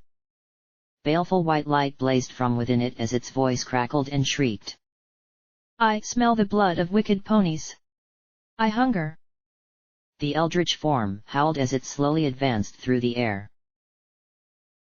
Fuck. The stallion screamed as he pulled a revolver from his holster and began to unload rounds into it. The hunting rifles barked again and again, ripping through flapping wet hide. Red beams burst from the spectre's mouth and struck around the pair as the wraith cackled madly and the 2 ponies scattered. The stallion's hammer fell on empty chambers as the apparition loomed over him. What? What do you want? He screamed as the blazing eyes glared down at him both in the dim, dank room. I hunger for the blood of wicked slavers who prey on the innocent. I hunger for you. The spectre shrieked. Him. He's the one you want. The mare cried as she raced past for the exit, tripping over rusty mannequins and racing out half-draped in filthy cloth. No. I'm not a slaver. He gasped as he dropped his gun and his horn magically pressed buttons on the pip-buck. There was a pop and a clatter and the sound of the prisoners within giving shouts of both fear and hope. There. See. Free. Never take another, or I shall slake my hunger upon you. My hunger for blood. Blood. Blood. The spectre demanded, its voice rising to an ear-splitting shriek. With a scream of terror, the brown unicorn raced after his companion. The spectre's ear-stabbing shriek went on a few seconds more, then abruptly ended, as did the glow of my magic supporting it as I rose from behind the counter. The bullet-riddled pawn-equin dropped to the floor before me. I peeked in at the old radio, spark battery, and beam pistol, then extracted the last and switched off the first. The feedback at the end had given me a headache. Now that the collars were off, I didn't have to worry about some slaver liquidating his stock as a final fuck you to me. A tiny Pinkie Pie and Rainbow Dash smacked hooves in the back of my mind. I could still see Clover's neck exploding in a cloud of red vapors. I stepped into the back room walking upright, munching nonchalantly on a cake in my hand. See? No trouble. The six were pressed together against the far wall. I looked around the room, but Pain Train was nowhere to be seen. I couldn't see a back door though. Where'd he gone? Was he hiding in that heap of filthy rags? Too many errant rad roaches in the area to use my EFS to find him. I turned my attention to the prisoners. 2 stallions and 4 mares, all looking like they'd had more than enough enervation for one day. Funny. The collars were off and their captors had gone, but they were still staring in terror at me. I gave a worried smile. Hey, don't worry.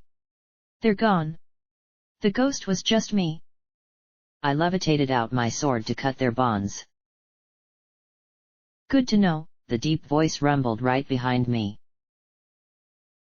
I turned and discovered that what I had assumed was a giant heap of rotting clothes was in fact a giant thing of muscle and shaggy grey fur. It had a head like a Brahmin, only not quite so deformed, and it stood on 2 heavy split hooves rather than 4 mutated ones. Its upper body was so muscled that it looked as though a good push would send it tumbling over. It was standing upright like I was, and its 4 legs, arms, ended in hands. I had a good opportunity to observe these in action as its backhanded swipe sent me flying, augmented legs and all, clear across the room. My magical focus was gone, and the sword and vigilance disappeared into the debris of the storeroom as I crashed into the wall and landed in a heap of broken pawn-equins. Pain Train, I assumed. Apt name. The shaggy grey beast dropped into a sprinter's pose, scraping his hooves across the floor for traction, his breath blasting out his wide nostrils. Duty and sacrifice were tangled up in the wreckage around me, and my ringing horn probably couldn't summon a magic BB, let alone a magic bullet. He pointed his brass-tipped horns right at me, and with a bovine bellow, charged across the floor. I used the only weapon I had left. I threw the cyber pony cake as hard as I could straight into his face. The disc struck him right between the eyes, and he let out a roar as he staggered back, clutching his forehead. He blinked twice, some blood dripping down between his eyes, and then picked up the disc with 2 fingers. Did you just try and kill me with a... What is this?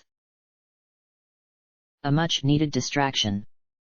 I reached down and pulled out Duty, grasping it in my jaw and taking aim. Pain Train tossed the cake aside and with a swing of his massive fists sent an avalanche of rotten packing crates, rancid cloth, and old dummies cascading upon me. I fired a shot before the world disappeared under sopping blanket. Okay. Maybe I was in just a tiny bit of trouble. Then I felt the impacts shuddering through the floor, getting weaker. Was he leaving? Did he think I was done? Maybe he was going after the prisoners. Or maybe he was just backing up. Here comes the pain train, he bellowed, confirming my suspicions. A rumble in the floorboards began to rapidly build. What could I do? Summon a door for him to crash through? Give him half a mustache?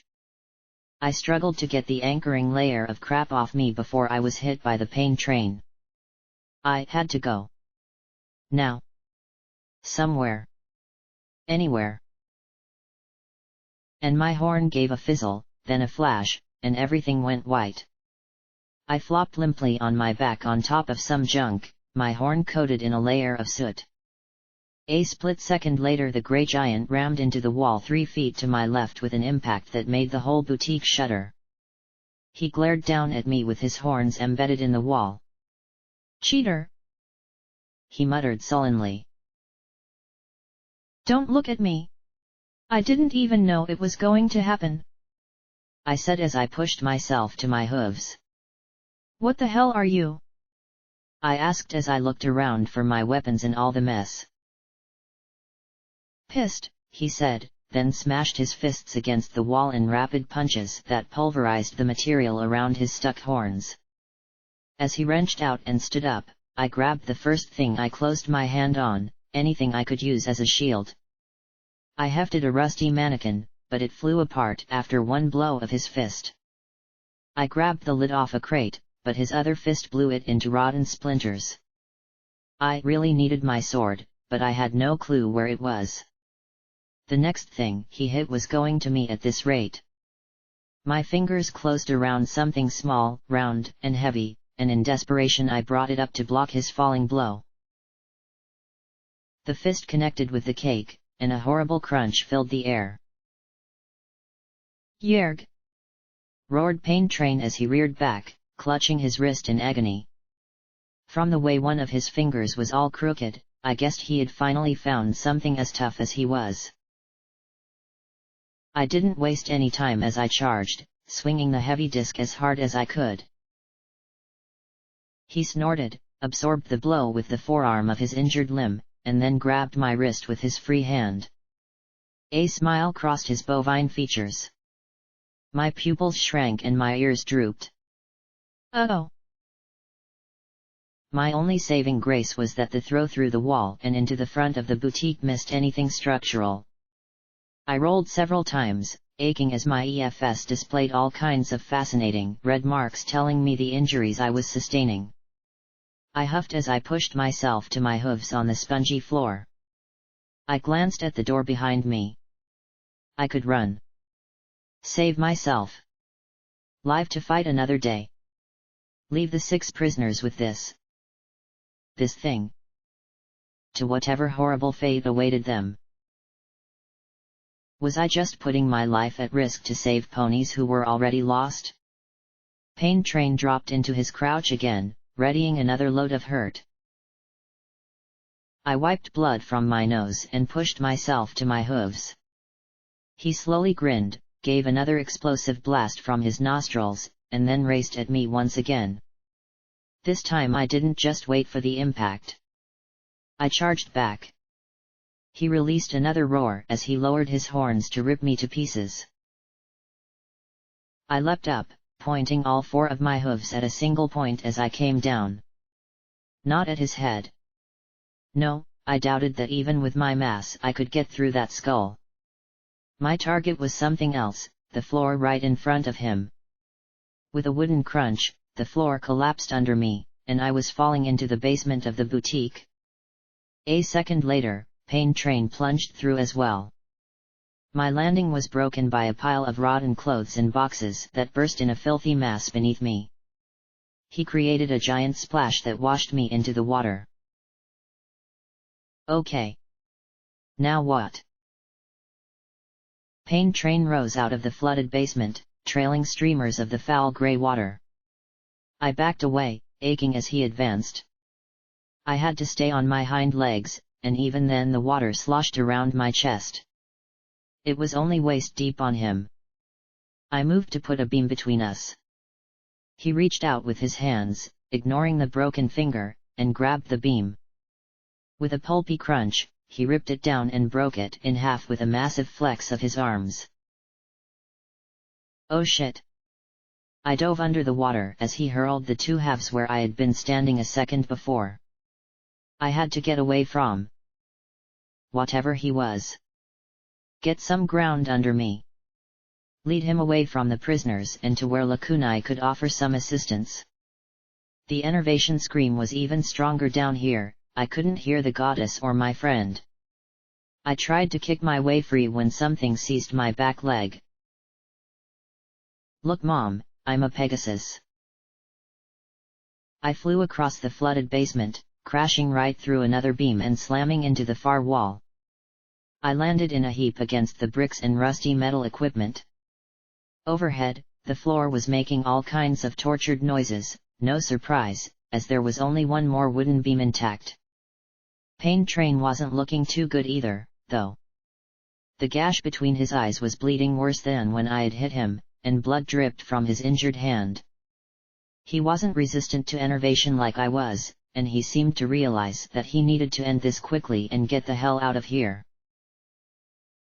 He dropped into the sprinter pose once more, sent two great splashes behind him as he dragged his submerged hooves through the water, and raced the length of the basement towards me. I had nowhere to run, no weapons to use, and no more magic tricks in my horn. But, despite everything, I still had my cake clenched in my fist. I rose as high as I could on my rear legs as he surged forward like a rage-fueled tsunami and gripped the cake tightly.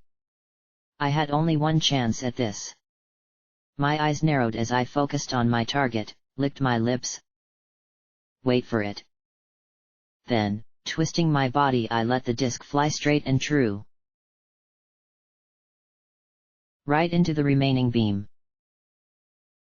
With a groan and crack, the beam bowed where the disc had struck it, held for a heartbeat, and then collapsed just as Pain Train reached it. With a colossal roar, the floor above collapsed upon him.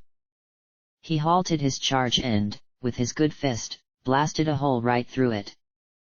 For a second we both stood there, him panting hard, me pressed against the wall behind and him surrounded by a ring of rubble. I wished I could breathe the same. Slow and continuous reparation just didn't suit a fight like this. Still, we gave each other matching manic grins. Then the second floor collapsed on him as well. Then the roof. For several seconds my ears rang as the debris tumbled into the basement. The rubble gave a heave. Started to shift. And my jaw dropped as those enormous fists started to push it off. Oh come on! I shouted as his head reappeared. What was his deal? Apparently, though, whatever it wasn't quite enough. He groaned and collapsed with a thud. Slowly, I approached him. After having 3 floors fall on him, he was still breathing, but even this cow monster was knocked cold. And with the enervation down here, he was helpless. I reached into the water at the base of the collapsed beam and retrieved my cake. Still as nutritious and delicious as ever, and not even crumbled. I started to climb up an angled section of the collapsed floor to reach the storeroom when I looked back. Stupid ideas started to creep into my head. Leaving him here, half buried? Leaving him to rot as enervation slowly drained the life out of him? It just didn't seem right. There was a tiny yellow Pegasus inside me giving me great big teal pleading eyes. I groaned, rubbing my temples. No, Fluttershy. There is be kind, and then there's be stupid. The tiny yellow Pegasus gave a little sniff and just stared at me. He'd tried to kill me. Her tiny lip quivered. I clenched my eyes, determined to do what smart ponies did with when they fought big, terrible, half-bull monsters, which was to just go. I could learn. She gave the tiniest little whimper. Ugh. Fine. I muttered, and was rewarded with a tiny mental hug. There was no way I could move him myself. But maybe. I had an idea, but I didn't know exactly what or why. It was just a gut feeling. I trotted around the perimeter of the basement, listening to the scream in my head. Finally, I reached the rusted metal box. I could barely make out Rose Luck Pest Solutions on the case. I busted it open, and there, the green glowing silvery ring. I frowned. How would I know to look for it? There was something about the ring's end. Something. It was like a blanket covered a part of my brain.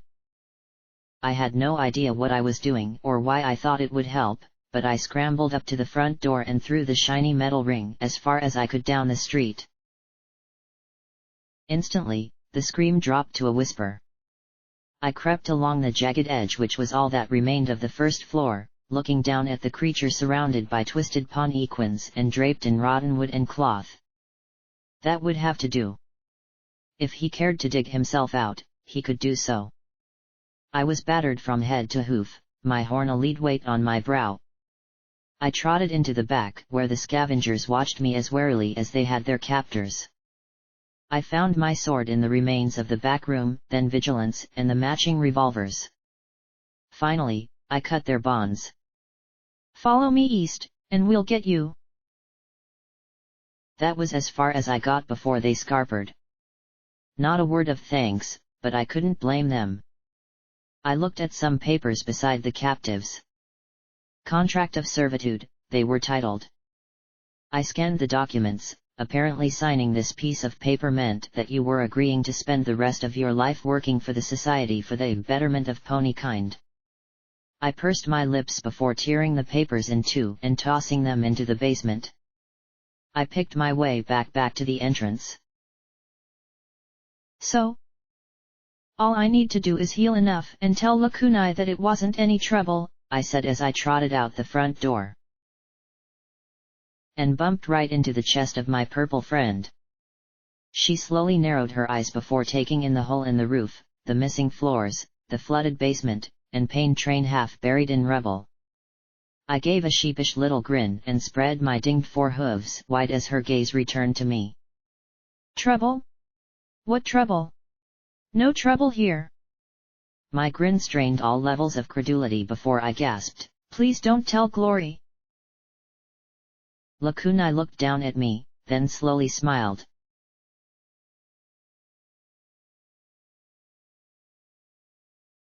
I had many an unpleasant mutter as I followed Lakunai with a rope tied to my collar. It just wasn't the same as Glory. Our differences in size made me feel like Mom was making sure I wasn't going to run down to maintenance to play games. Worse, she was lecturing me all about fighting the mutant Brahmin me-no thingy and how much trouble I was in for trying to take one on alone. Fortunately, though, she both untied me and quieted down as we drew close to the skyport. The Rainbow Dash skyport was a flurry of activity as we approached the front gates. A small mob of angry scavengers was gathered around them, shouting and hefting up crates of scrap metal as they yelled to be allowed in to trade for food. 3 power-armored Pegasi kept them at bay with their bristling weapons, while a pink Pegasus mare in a rain-soaked volunteer corps uniform tried to placate the mob. As we approached the back of the throng, the rearmost ponies spotted us. Their eyes widened as they looked at my SWAT Barding and the purple alicorn, and their shouts dwindled as they backed out of our way. Row after row slowly parted. Some glared, some looked on fearfully, but more than a few wore expressions of something like hope. The 3 power-armored Pegasi kept their weapons trained on me as the frazzled pink mare began to say in a perfunctory tone, I told you. We're no longer accepting salvage for food and medical survey. She broke off as her eyes widened in shock. You run out of food and medicine in there? I asked wryly. An angry mutter rippled through the crowd. No. Of course not. It's just that the scrap metal trade has been currently suspended and we can't accept any more salvage at this time. She gave a nervous glance over her shoulder. Please, come back later. We're hungry now. A stallion roared. Please. I've been gathering scrap metal all week for some good healing potions. My children need them. An earth pony mare wailed. The urge to do something rash nibbled at my mane already.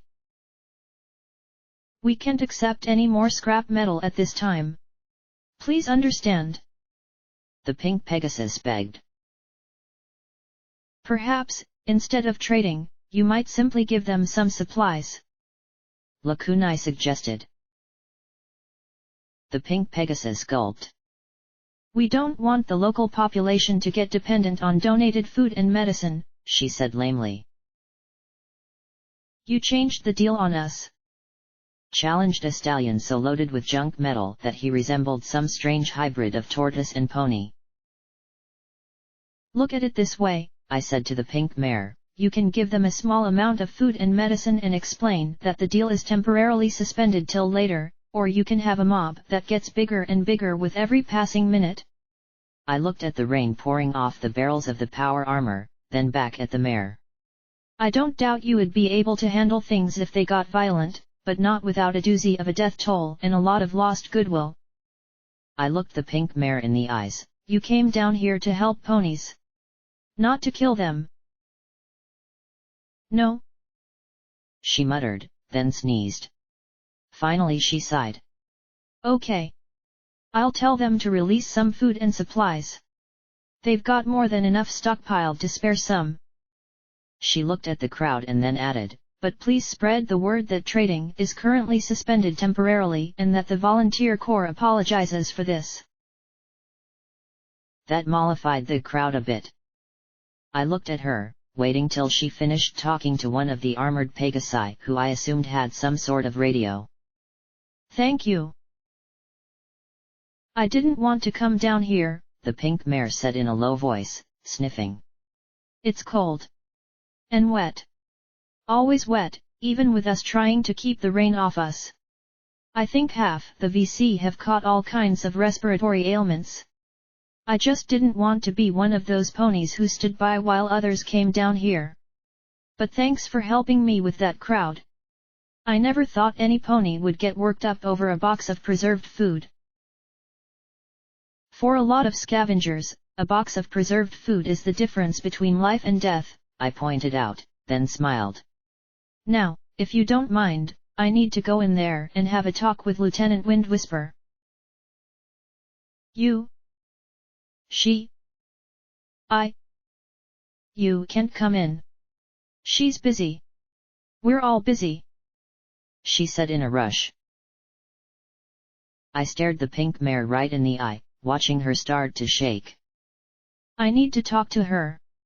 If she can come out here, great. I'll wait. But if not, I need to go in there and find her. All three power-armored soldiers pointed their weapons at me again. I passed Lakunai a warning to be ready to shield me as I grinned at them. Nice armor.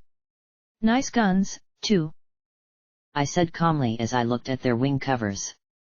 A telekinetic yank upwards as I passed forward, 3 shots from vigilance right into the wing pit, sword out and slicing through the same weak point in the armor of the Pegasus on the other side. Pivot around. Jump and grab the third with my fingers and ground him, then maybe finish them off. Of course. If I had actually done that, that would have been trouble. Something sure had the winged ponies nervous though. It seemed the utter lack of fear I showed for their armament seemed to be throwing these enclave a bit. Maybe the fact that I was working on ways to eliminate them showed on my face. Or maybe there was something else entirely going on.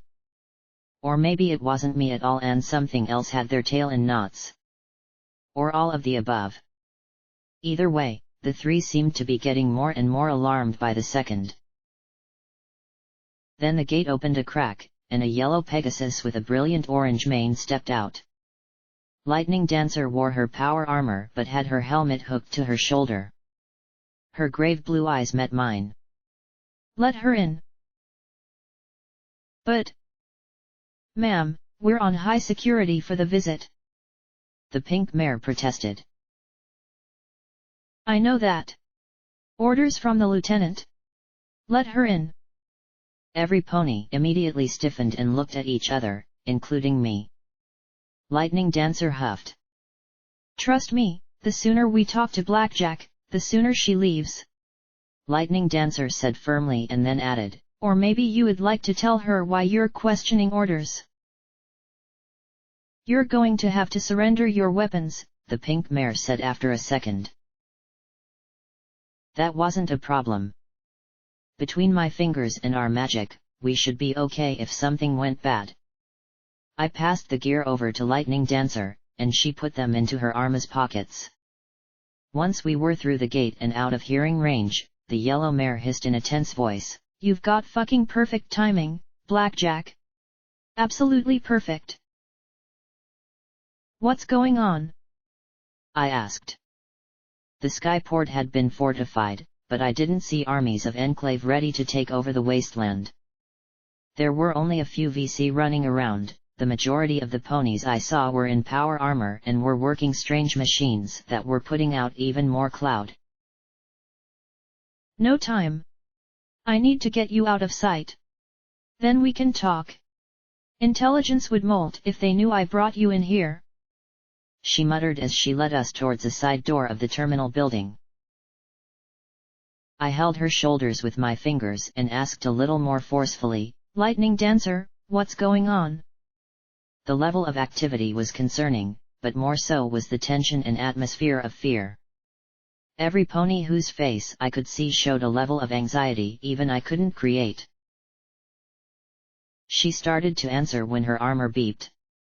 Oh crap! They're here. The bastards are early.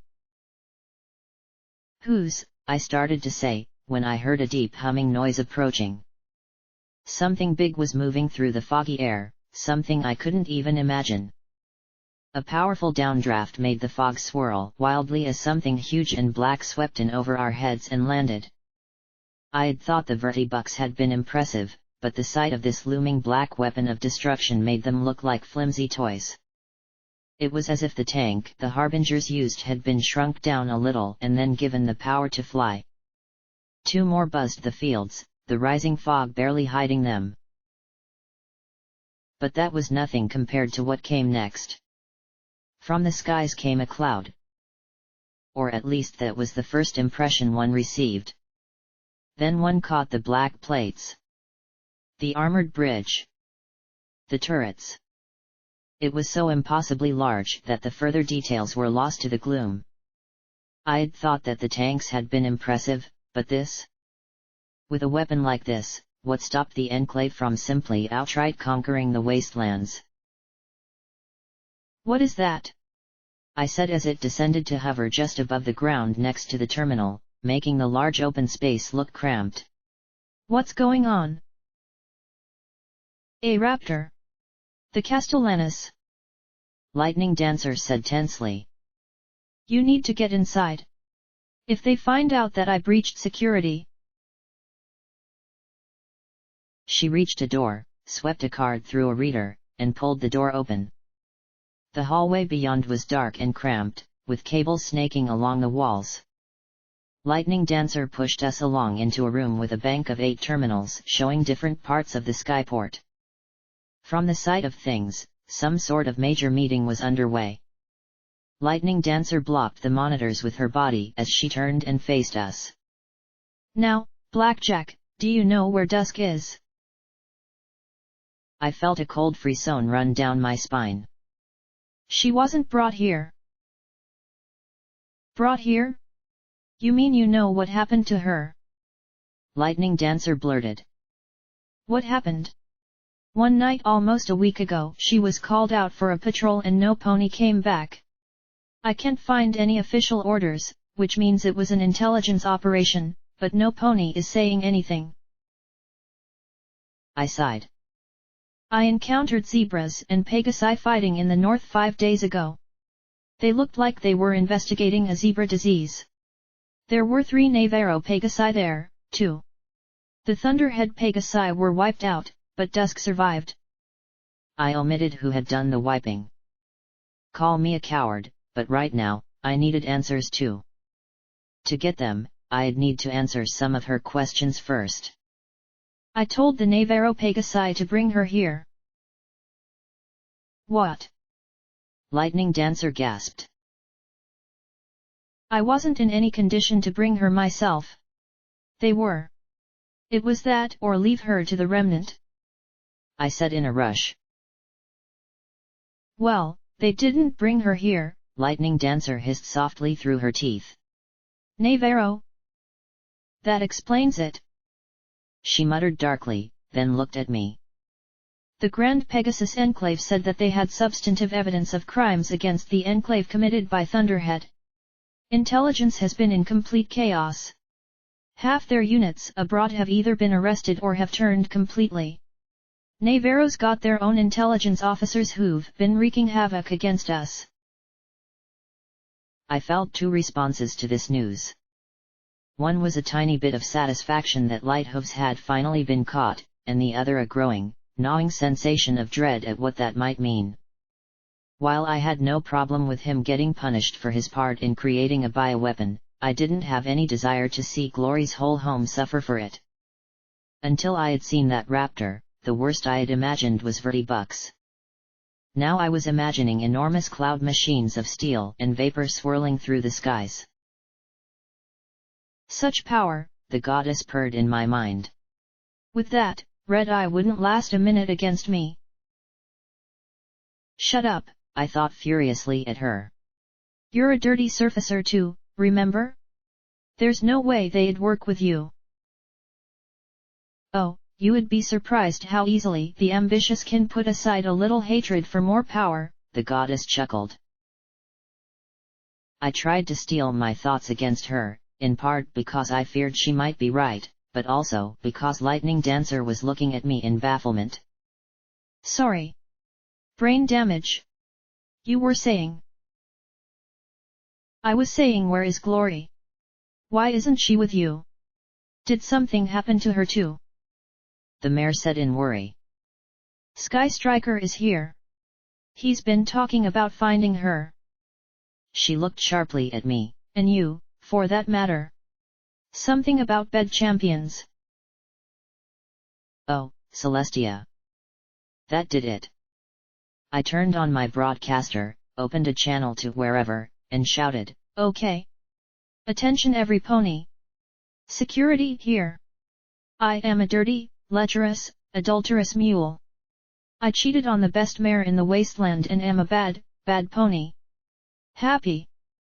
I blurted, then threw my hooves overhead. Lightning Dancer stared at me in horror as Lakunai covered her face with a wingtip. Then I froze as I looked at the screens. Every Pegasus in power armor was tapping the sides of their heads and looking at one another in confusion. I stared at my broadcaster again. Okay. That wasn't exactly what I had anticipated. Tingly backside feelings again. Lightning Dancer pressed a wingtip to a little earbud in her left ear. Okay.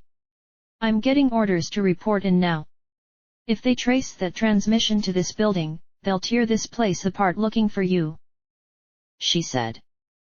After I had told her that Dusk might be in enemy hooves, I was grateful that she wasn't just handing me over. Stay here.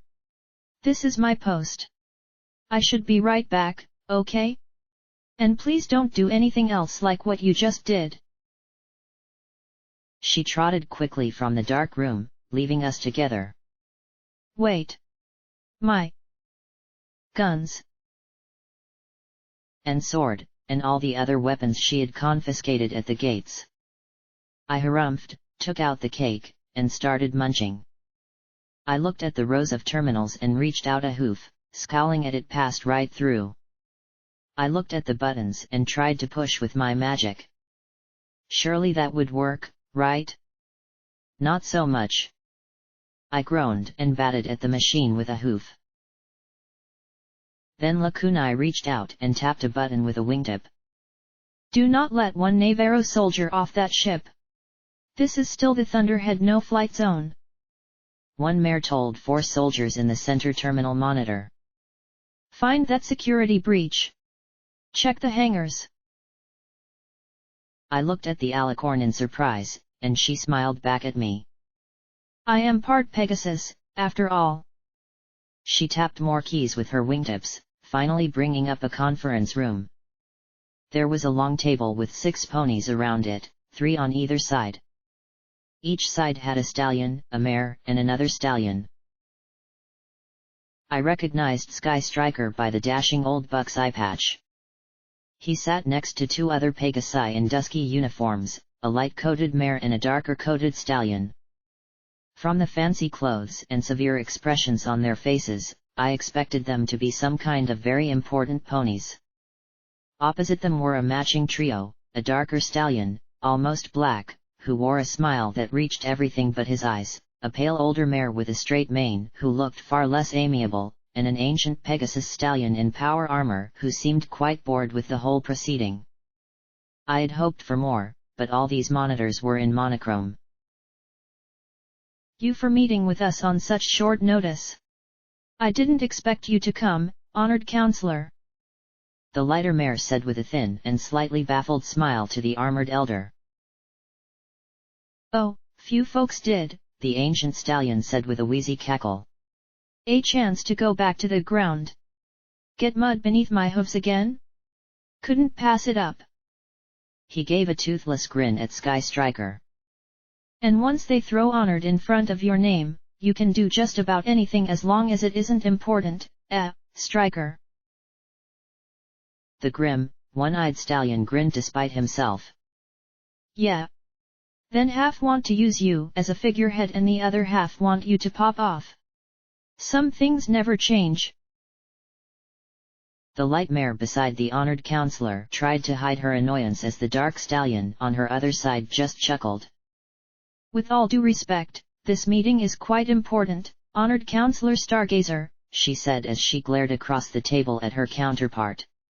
We've received reports that Enclave intelligence is acting outside its jurisdiction.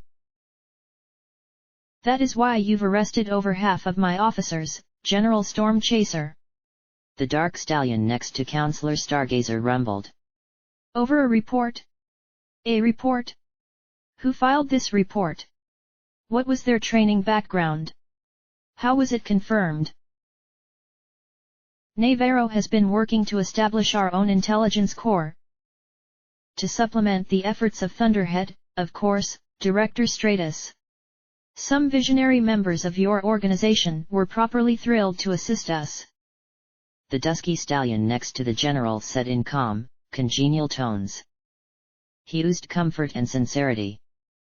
When we learned that Thunderhead Intelligence was involved in the development of a biological weapon that could be used against the rest of the Enclave, we simply had to act.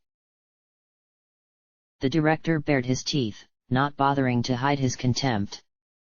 I'm sure you did, High General Harbinger. But instead of discussing this outside official channels as usual, you went and detained almost 100 agents. The name made my ears stand straight up.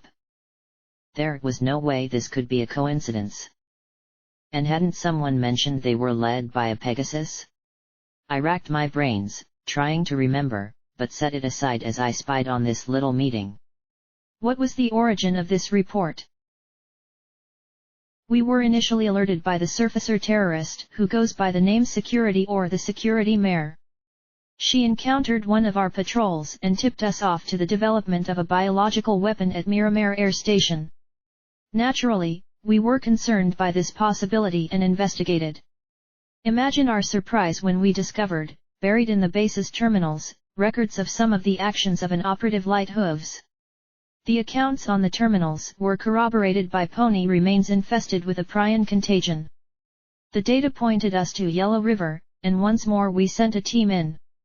We were quite shocked to discover, again with this security's assistance, that there were indeed signs of proof that a biological weapon was being adapted by this operative to infect Pegasi.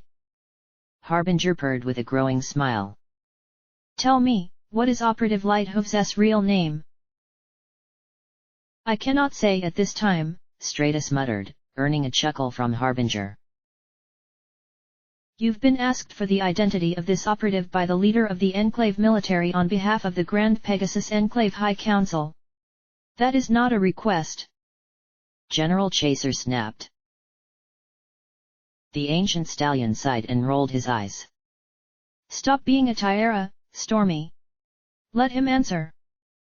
Chaser blinked and flushed, trying to glare an answer out of the Director of Enclave Intelligence. I cannot say at this time because we do not have an operative lighthooves assigned, Stratus replied. I've got 232 operatives, all memorized. There is no operative lighthooves in Enclave Intelligence. How convenient, Harbinger purred. Storm Chaser simply snorted. I was skeptical, too. If Lighthooves was behind this on his own. Operating rogue. Stargazer leaned forward. As for investigating diseases on the surface, we needed to develop inoculations to better protect members volunteering to come down. Despite the Science Channel's exaggerations, there are real threats of an epidemic. She gave a little smile. Besides, even if we were to develop such a weapon, how would we use it? All food and material shipments are rigorously inspected to make sure that we are fulfilling the terms of the treaty. We'd be at greater risk for infecting ourselves. Harbinger twisted his lips bitterly, and Storm Chaser seemed to concede the point. There is also a question about how these. General Chaser leaned forward and put a glass bottle on the table. I couldn't see well, but the contents appeared to be some sort of main clippings. Ended up in the Fluttershy Medical Center. Everyone except Harbinger and Storm Chaser stared at the bottle. Notice the distinct colors. Stratus gave a dismissive snort first and the one-eyed buck shook his head. So some pony decided to dye their mane. We get rebellious youths who do that all over the Enclave. Sky Striker said with a wave of his wing. Eventually they either grow up or take the brand. This isn't dyed. In fact, chemical analysis shows that some pony probably used dye to conceal these colors. They're a 99.9% match to Dash. General Chaser said grimly. You were able to breach the field. Counselor Stargazer finally said in alarm, with hints of fear on her face. Her tone seemed to make High General Harbinger smile even more. Not completely. Some sort of interference. But with the pony these came from. Harbinger trailed off, looking at the scowling director. So how did you do it? Find her in stasis? The report mentioned stasis pods in the hospital, and evidence of an intelligence team. Or did you find some means to make a successful clone? I have no idea, the Dark Stallion replied, glaring at his counterpart. But if you give me that sample, I'll put my best minds on it. Sorry, Harbinger said apologetically, his wing reaching out for the bottle and pulling it back, tucking it in a pocket in his uniform. We've got our own people looking into it. The ancient pony sighed and shook his head. All that is secondary to the activities of Thunderhead allowing prolonged contact with the surface. He looked across at Stargazer with clear worry. We've been hearing it all across the Enclave, fears that Thunderhead is using trade and its resources to give itself an unacceptable advantage over the rest of the Enclave. To put it bluntly, we don't like or trust what you're doing, Chaser snapped. With the materials you've gathered, you could be preparing to build your own independent force. That would be against the treaty, Stargazer replied calmly, folding her hooves on the table in front of her. A treaty that Thunderhead has always abided by. And always will. From the cool disdain on her face, it was obvious that she was leaving it up to the general to show dishonor first. Sky Striker jumped in. Of course, if you really are so concerned, you could implement your own trade with the surface. There's absolutely no lack of settlements and organizations you could do business with. Most of our communities don't have surpluses to trade, the ancient stallion said with a sigh and a shrug. And besides, it is far too risky. You've heard reports about this Red Eye and the alicorn monsters that serve him? He's just the first. If we get entangled in surface affairs again, it will be the same as during the war. Scootaloo thought differently, Stratus said bitterly. The ancient Pegasus's eyes widened in shock a moment, then drooped. In that moment, he looked every bit as old as he was. Director, Sky Striker rumbled in reproach. The dark stallion snorted and looked away. This doesn't have anything to do with bioweapons, Rainbow Dash clones, or the Volunteer Corps, Stargazer said softly, looking at her hooves on the table. This is about the future. The Enclave has two dire enemies. One is complacency. The other is entropy. We've stripped every available resource we can from every mountaintop in Equestria. Thunderhead didn't open trade with the surface because we wanted to but because we had to. While the military has all our newest resources, even it can't keep up maintenance. We can only cannibalize so far before we're eating our own wings. Some communities are using talismans 2 centuries old. We have to change if we are to survive. Perhaps, wheezed the ancient buck. But not now, and not like this. I'd also like to correct you, Harbinger purred. You left out our greatest enemy, traitors. If you're so concerned about it, conscript your own unicorns, Stratus countered, then rubbed his chin. Oh. Wait. I forgot. You can't. Life on quarried-off mountaintops is hardly conducive to quality talisman production. Guess you shouldn't have gutted those high-elevation stables after all. I didn't like the way he used the word conscript. And apparently neither did the old stallion. Excuse me, he sighed, rising to his hooves, his power armor clanking as it carried him out. I doubted he could walk or fly without it. His wings were so tiny that they appeared almost absent. That was out of line, Stratus, Sky Striker retorted, glaring past the mare at him. With all due respect, honored Sky Striker, this is a waste of time, Stratus said as he looked at the scowling pair. Thunderhead controls the air defense system for Shadow Bolt Tower. Anything bigger than a pony we can target and blow out of the sky before they come within 50 miles. If they destroy the tower, somehow, they'll be losing everything they want to capture. Not quite, Harbinger retorted as he rose to his hooves, smiling confidently, staring daggers into Stratus's eyes. There would be quite a bit of satisfaction to be had. Enough, General Chaser said as she rubbed her temples. This is getting us nowhere. Agreed, Stargazer said with a nod. I vote for calm. Sky Striker looked at Stratus. The sour dark stallion shrugged. Very well. I will order a stringent examination of all intelligence activities within Thunderhead and the Hoofington region. You can send your own observers to verify. He glared and pointed a wing across at Harbinger. Stratus said observers the same way Harbinger had said traitors. But I expect the operatives you've detained to be released and returned immediately if you expect to see another magic talisman. Of course, Harbinger said silkily. Every pony rose to their hooves.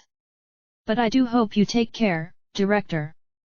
Equestria is a wide land full of possibilities. I promise you, the Enclave will not be dependent on Thunderhead forever. Someday, you may just need our magnanimity and find it missing. Thank you. If you will please wait here, we'll locate the honored counselor so you can depart together. Excuse us. Stratus said, and with that the Thunderhead trio turned and left the meeting room. I saw them appear in a room on another monitor and start talking. Can you switch the sound to them? I asked in annoyance. Lakunai didn't answer. Her eyes were locked on the monitor, wide and staring. That was a lovely breeze of brown wind, Harbinger muttered. Why did we waste our time with this, Stormy? Because the public would look very poorly on the military if we did not make some formal diplomatic gestures of working this out. You know we have to keep Thunderhead's bad behavior from spreading. Chaser replied sourly. And because I, personally, would rather not break the largest and most successful settlement in the sky in the process of reasserting control of the situation. You can't make a rainstorm without kicking a few clouds, Harbinger replied callously, then scowled. You read the report, didn't you? The Canterlot hub went active. 200 years with barely a peep, and now we get a Class 1 alert reporting a breach by surfacer terrorists. For all we know, Thunderheads orchestrated this, and who knows what's next. They could try to get their Rainbow Dash into the SPP. Then it's checkmate for us, Stormy. General Storm Chaser seemed to consider that for a moment, then replied with a dour scowl. Our forces are already committed against Red Eye. This alert was just what was needed to convince the more hesitant elements of the council that it's time to clean house. Red Eye Special Agent Little Pip accessed something in there, and we have no evidence that she's working for Thunderhead too. Little Pip? An agent for who? Was he serious? I thought hard about Arbu and what she had done. Was it possible? No. It couldn't be. Harbinger was wrong. Or pulling it out of his ass or something. It was like saying the stable dweller was working for the goddess. It just wasn't possible. It couldn't be. The goddess hummed a merry little tune in the back of my mind. I couldn't shut it out, so I ignored her. And ignored the memory of triage telling me that the collegiate was trading with Red Eye too. No. Do not think about it, Blackjack. I told myself. Focus on these two. This was the kind of trouble that got whole stables killed. Don't think about Homage's pony working for. Just don't. The general continued. We've been drumming up the surface threat for months, anyway. I admit that this new biological weapon is extremely concerning, but we can't turn all our forces around to tackle Thunderhead now. After we've settled accounts on the surface. We may be eating our own foals while Thunderhead rips Navarro to vapor, Harbinger finished grimly. He seemed to acquiesce to her argument, but it clearly galled him. In his eyes I saw a lust for war that approached the insatiable. There would be quite a bit of satisfaction to be had. The general sighed. The council and the public have been told that Red Eye is a more immediate threat, High General. We can stump him in a week and tie up loose ends, then deal with any other problems. General Chaser frowned at the High General's glowering silence, and continued, perhaps trying to keep his mind off of attacking Thunderhead. Autumn Leaf's already dispatched Windshear's team to gather as much trustworthy information as possible. They're the best of our new intelligence squads. We still don't know the full capabilities of these alicorns. They can fly and use unicorn magic, which makes them a greater threat than a potential plague. Something about her words snapped the High General out of his brooding. His slow, easy smile seemed to make Chaser more worried than when he had been growling about Thunderhead. A greater threat? Or perhaps a greater asset, Harbinger mused. And then I looked over at Lakunai and saw her growing smile. And then I realized that it wasn't my friend I was looking at but the goddess. Her eyes showed a wild glee, like a filly getting everything she wanted on stable day. Oh, you would be surprised how easily the ambitious can put aside a little hatred for more power. Worse, though, I could hear shouts from down the hall. Doors being slammed open. Somehow, I doubted it was a band of foals on a scavenger hunt. We've got to go, I said, shaking her. Her leer only widened.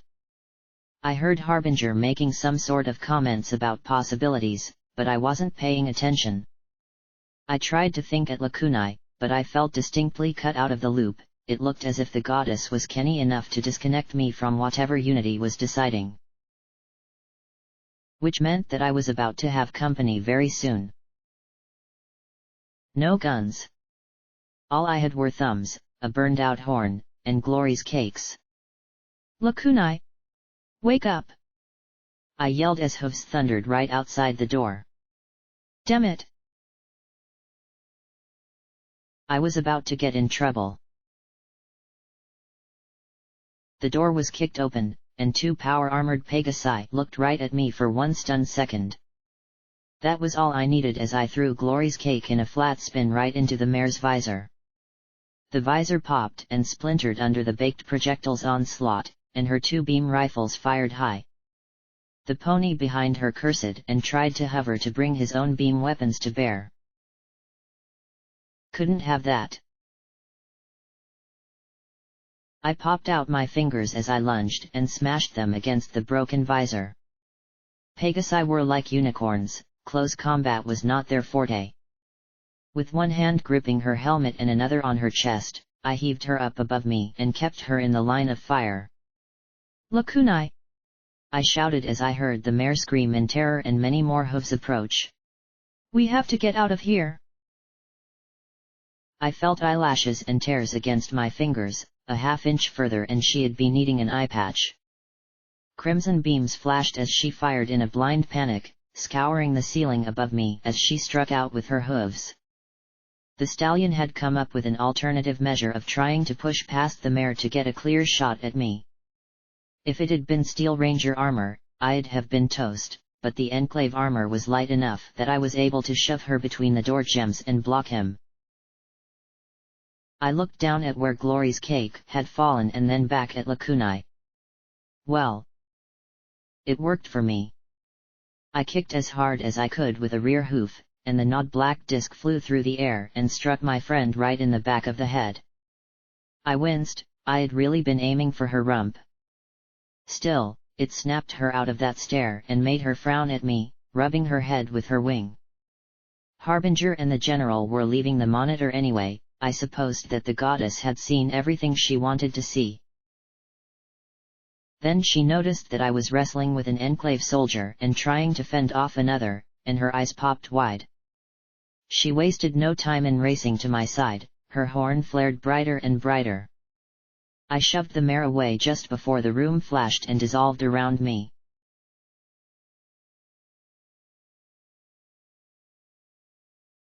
I can't believe it!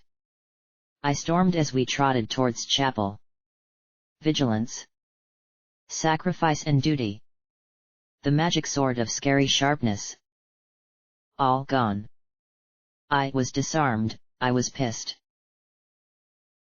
We had no choice. Either your transmission or something else alerted the entire base.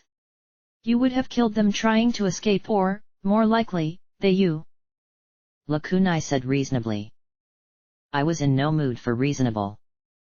I wanted to sulk my weapons back into their holsters.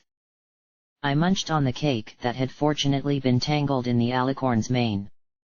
It may have had a few stray hairs stuck to it now, but they didn't detract from the delicious aptly, oily, greasy goodness.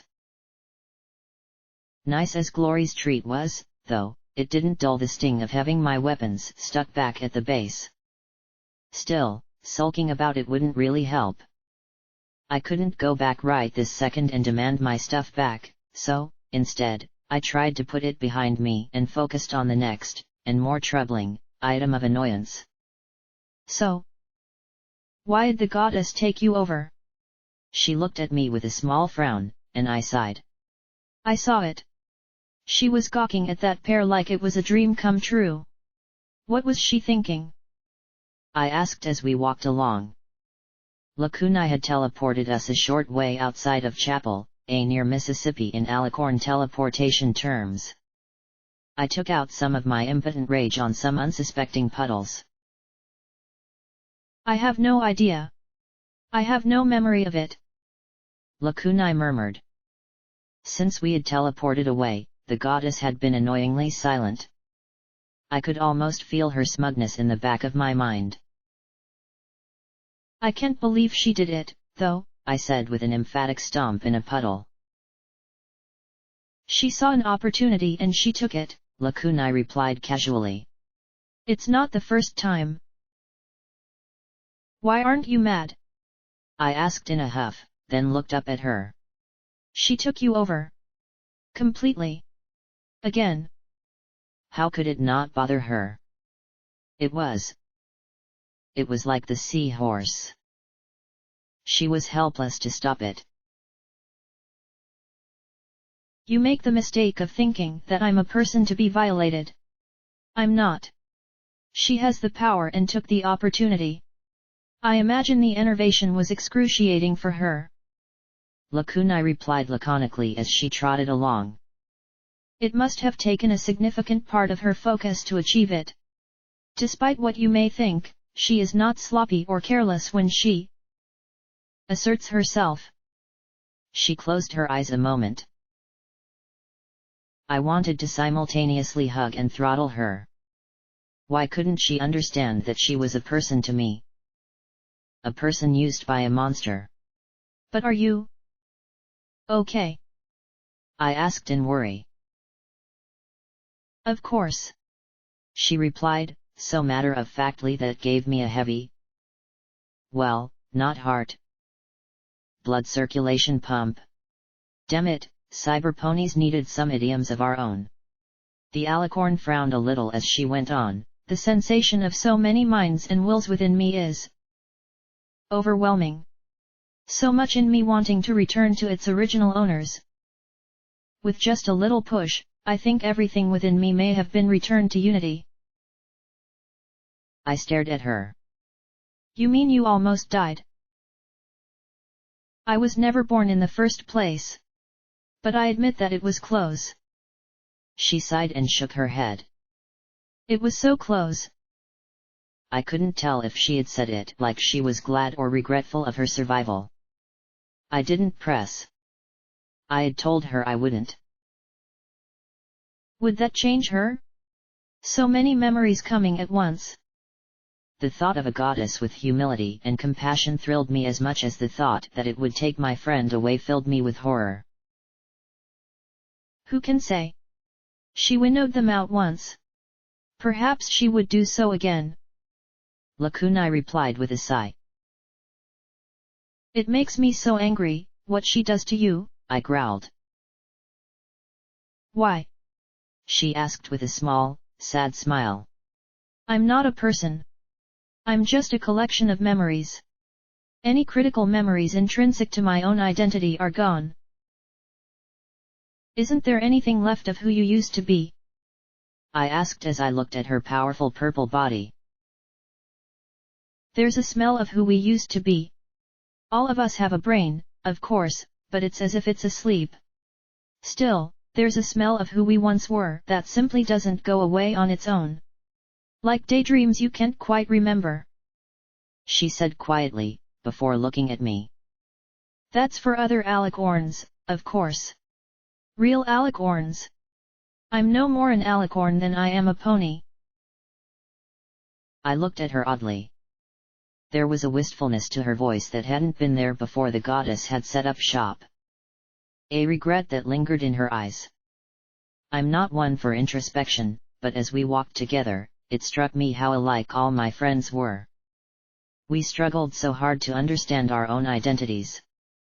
Glory, P21, Rampage, Lakunai, even Scotch, all fighting so hard to determine who we were and where we were supposed to be.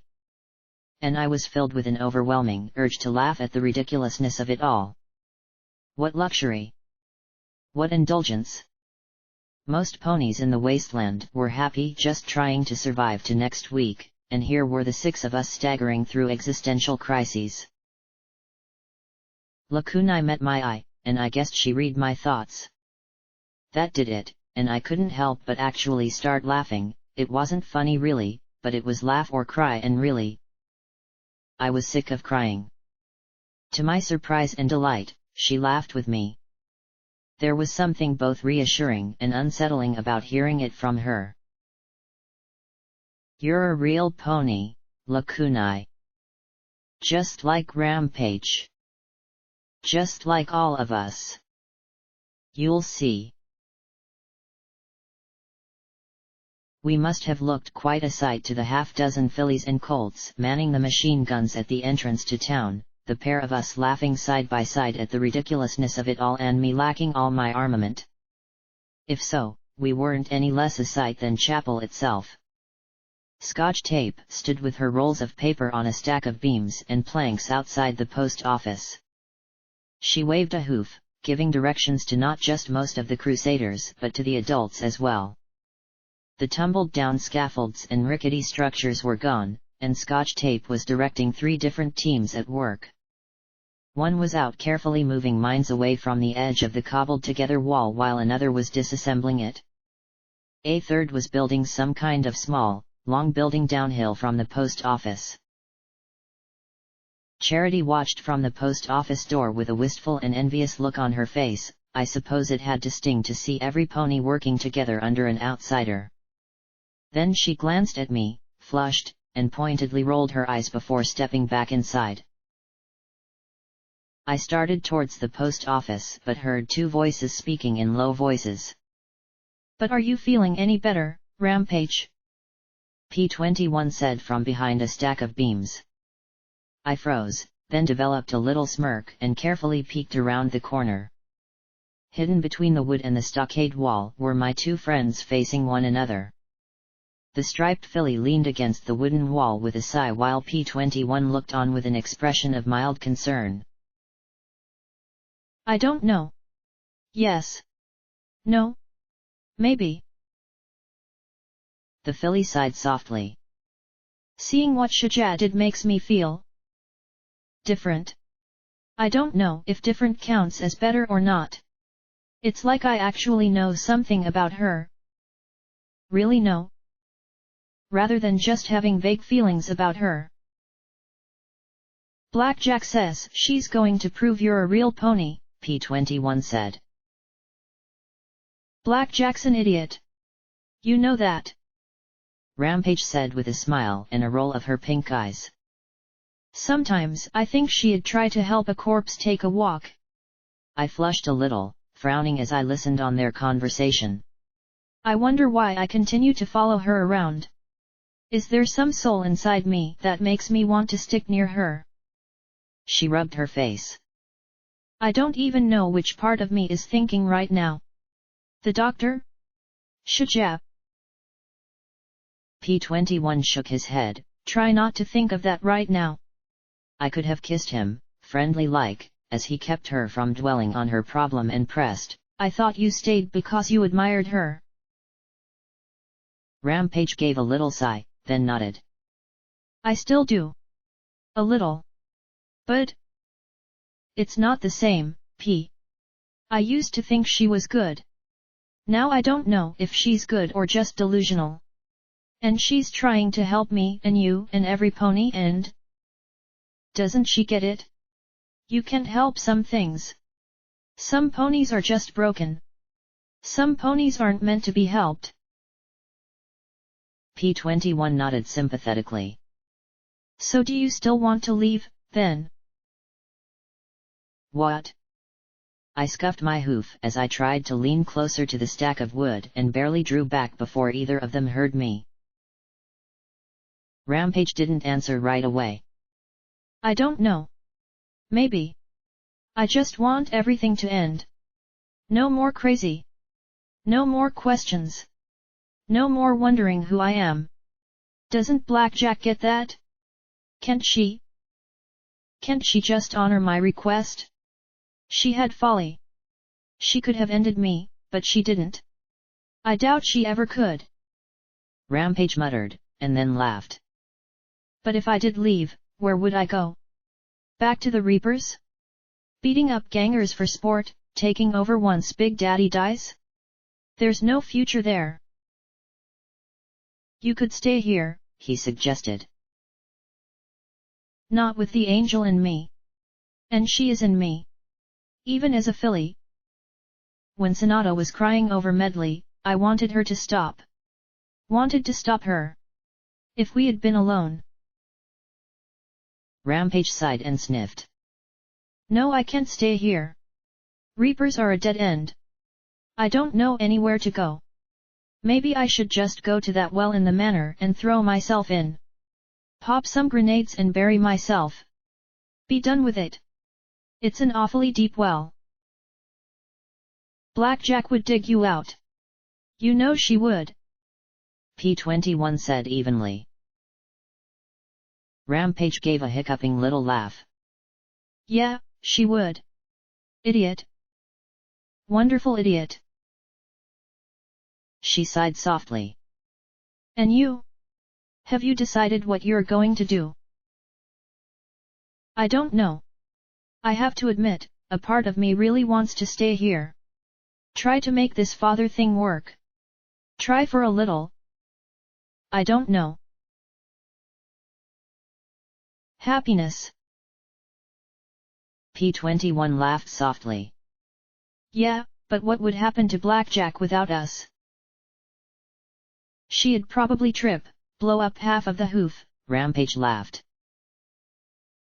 Start a war between the Harbingers and the Enclave, P21 added, all while feeling horrible about it. And wind up pregnant with a mule. Rampage chuckled. I felt my ears burn along with my cheeks. Okay, that wasn't likely to happen anytime soon.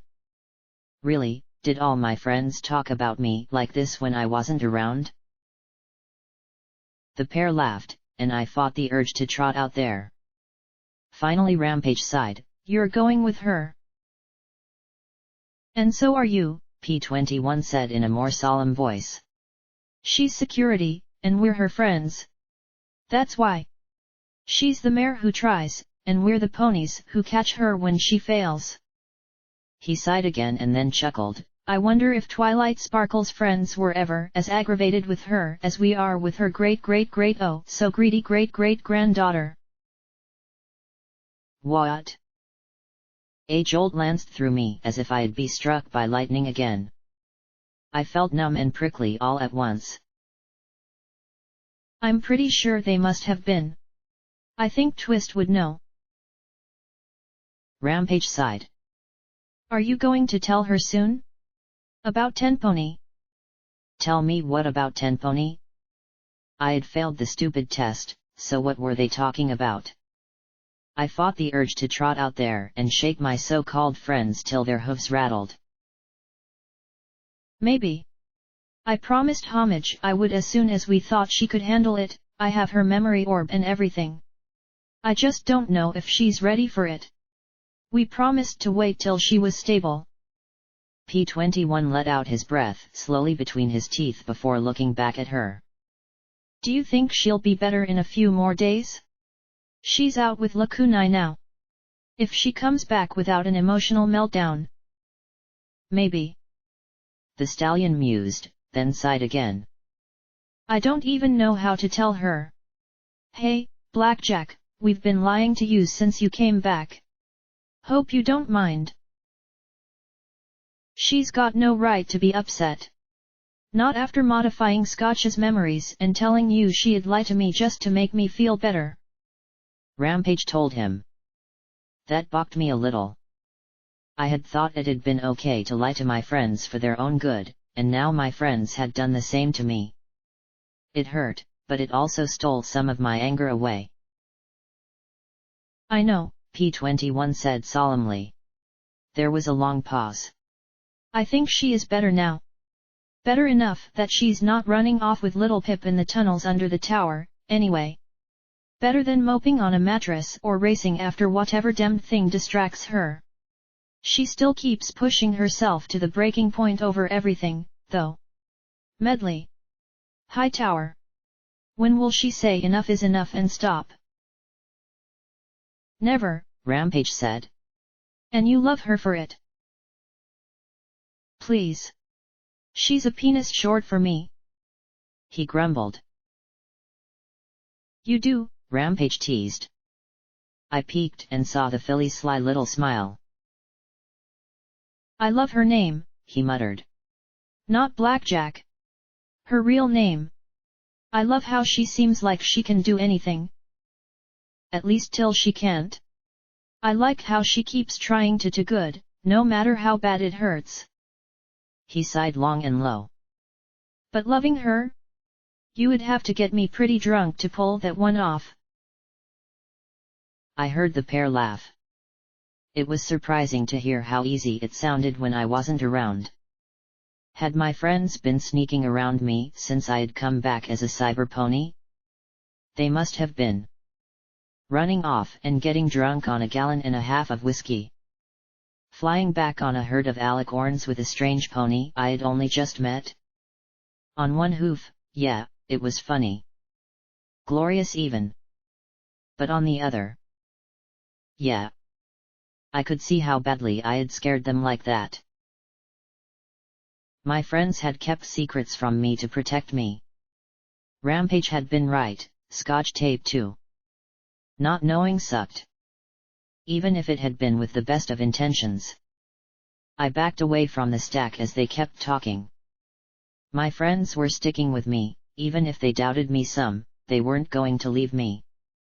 Still, it was damned hard to take, even if I could understand the reasons behind it. You look like you've received some bad news, Dawn said from behind me, looking at me with her odd little squint, as if she never really opened her eyes. The look of merriment was more one of sympathy than mockery, though. Did your trip go okay? I held my breath as I debated, then sighed. It had its ups and downs. Fought a freaky Brahmin monster with thumbs. 1. Lost my guns, though. There weren't words enough to express how frustrating that was. Ah. I had wondered. Most folks don't trot very far without weapons. The pale mare said with a sigh. She didn't have any weapons. Those that do, though, are more interesting than most. She looked over in the direction of Star House. So how did my little girl get transformed into Rainbow Dash? I froze, my mouth working soundlessly. I don't know what you're talking about. You don't have to protect her, she said with a sigh. I had a feeling when I first saw her, and she was always a terrible liar. She turned towards Star House. She still nibbles her mane when she's nervous. And that cooking? Only my daughter cooks like that. Glory ran afoul of some killing joke, I said simply. It transformed her into a literal dash.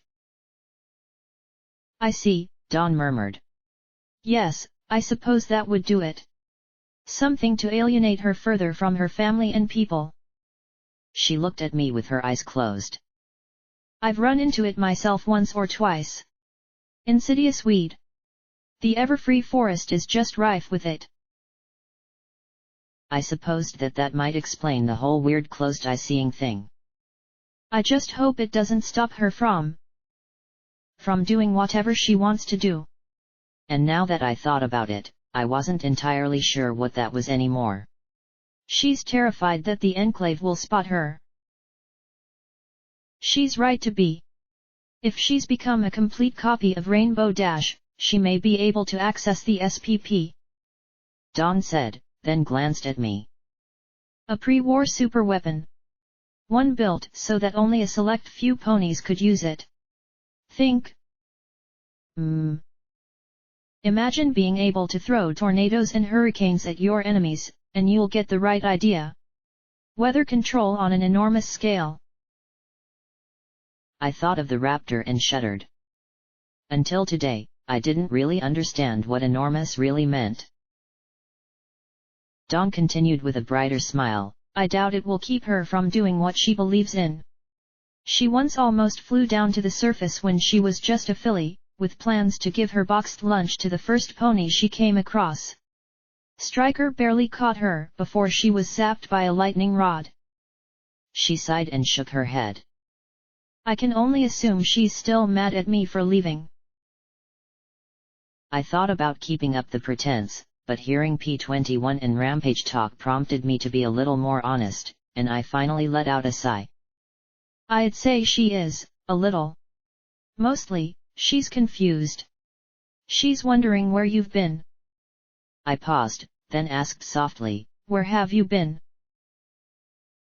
Dawn just smiled and turned her face towards the west. A little bit of everywhere. Manhattan. Philadelphia. Stalingrad. Las Pegasus. I even tried to find what had become of the griffins, dragons, and zebras. I looked everywhere I could for some sign of hope for the world. Did you find it? I asked curiously. I did, she said with a nod of her head and a look towards the ponies working. In the end, we're all the same. Pony. Griffin. Zebra. Dragon. We let ourselves become divided and separated. That's what caused the war. It's what caused the bombs to fall. It's what perpetuates the misery to this day. Differences as insignificant as where one was born, the stripes on one's skin, or one's species. It's those differences, those separations we create, that cause all the suffering and hardship in the world. Finding peace is no more difficult than overcoming those differences. I gave a little smile. Not sure how that gives you hope, then. Most raiders and gangers are more interested in putting a bullet in you than finding common ground. I said, not sure if I was indulging her or not. I'd have more hope in having a bullet of my own, sorry to say.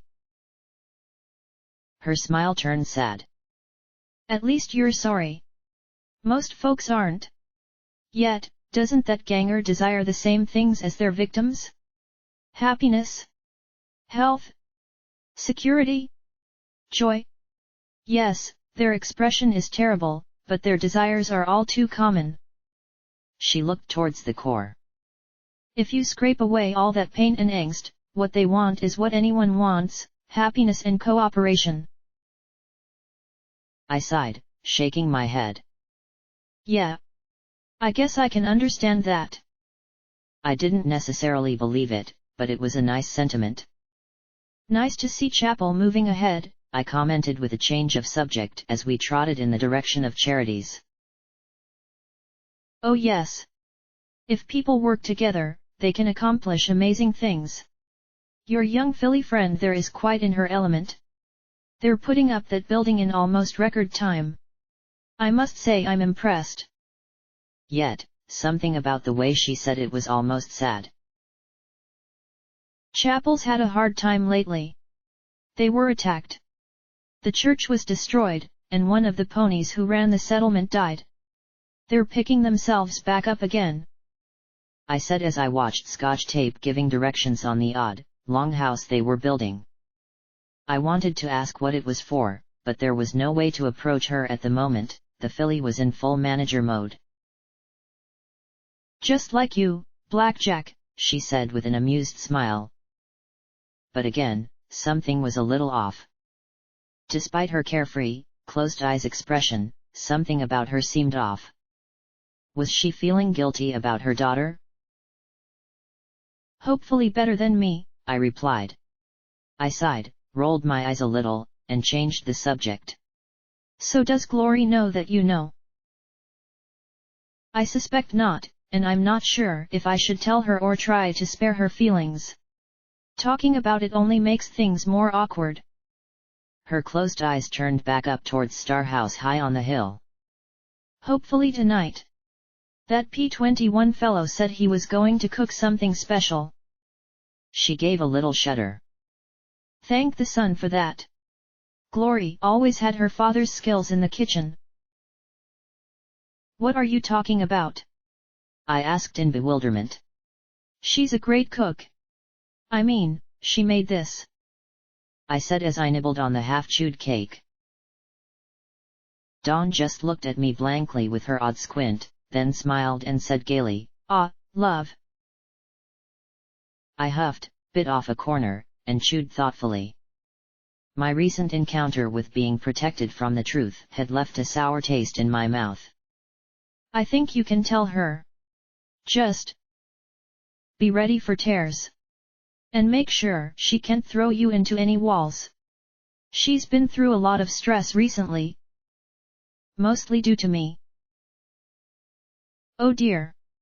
And she doesn't handle stress well at all. Dawn mused. I suppose that explains this. She reached out with a wing and flicked the ring on my collar, making me blush immediately. Ah. I see. Almost the exact same thing I did with her father. This was starting to creep in a somewhat disturbing direction. You collared your husband? Of course not. That would be silly.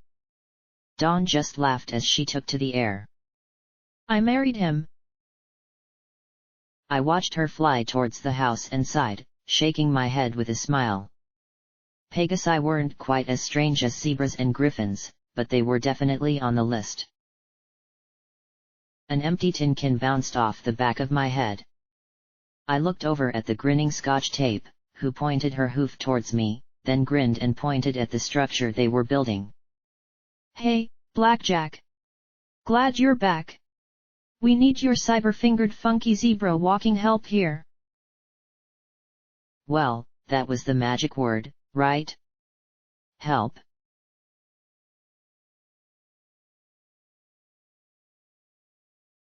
With me playing the role of a jack, lifting and holding the heavy overhead beams in place, the work went even faster than before.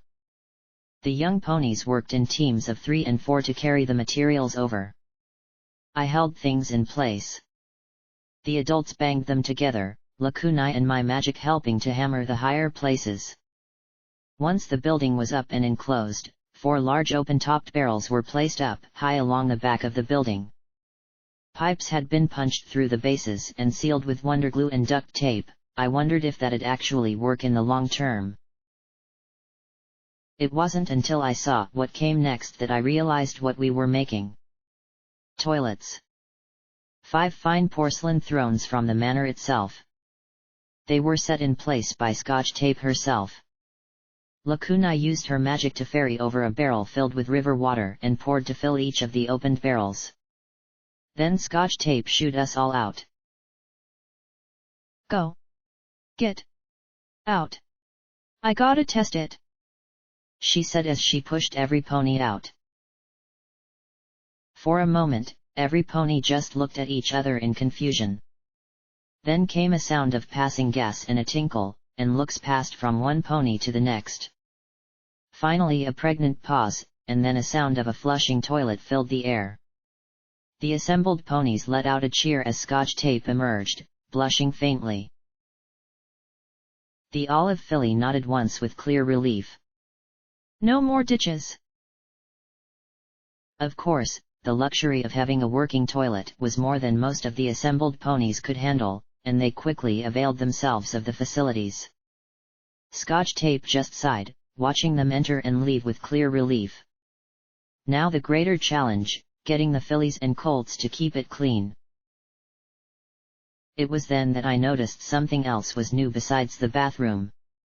When Scotch had emerged, she hadn't buttoned up the rear flap of her coveralls, and her butt was hanging out a bit. I blinked, then squinted. Scotch? Your flank? I think you got it. Her eyes popped wide, but rather than gawk at it like any sane filly would, she clenched her eyes closed and began to whimper. I don't wanna see it. She blurted as she tugged the flap back in place and sat down hard. I gave her a minute, she only lasted 15 seconds. She stood once again, eyes firmly shut as she groaned, You look, Blackjack. Please tell me it's not a toilet. I magically tugged her coveralls back and sighed before I patted her head. It's not a toilet, I said as reassuringly as I could. You're just saying that, aren't you? I got a big old white bowl on my butt, don't I? Or something even worse. She whimpered and shook her head. I don't want to see it. I'll go find a big old patch of that blue weed and get myself turned into Applejack or something. Scotch tape, it's not a toilet. To be honest, I'm not really sure what it is. I laughed and that prompted her to take a peek. The filly's cutie mark was a strange diamond over an unwrapped scroll. The four-sided diamond was made up of two strange apparati. The bottom one was a ruler which seemed to be bent in the middle at a 90-degree angle. The top was some strange piece of equipment that resembled two sharpened metal sticks joined at the apex by a hinge. On the parchment was some strange abstract design that appeared vaguely structural. It's... But... she stammered as she stared at her flank. P21 appeared from the crowd, slowly walking up with a wistful smile. Scotch Tape looked up at him, her eyes filling with tears. "Daddy!" she whimpered. "It's a very nice cutie mark," he said as he pulled her into an embrace. Immediately, she burst into happy tears as she held him. Some of the other ponies looked on at the spectacle in confusion and with a little envy. I sighed and took a deep breath. "You realize what this calls for, don't you?" Scotch Tape wiped her eyes. "Huh? What?" Suddenly, a lot of ponies started looking nervous as I grinned from ear to ear.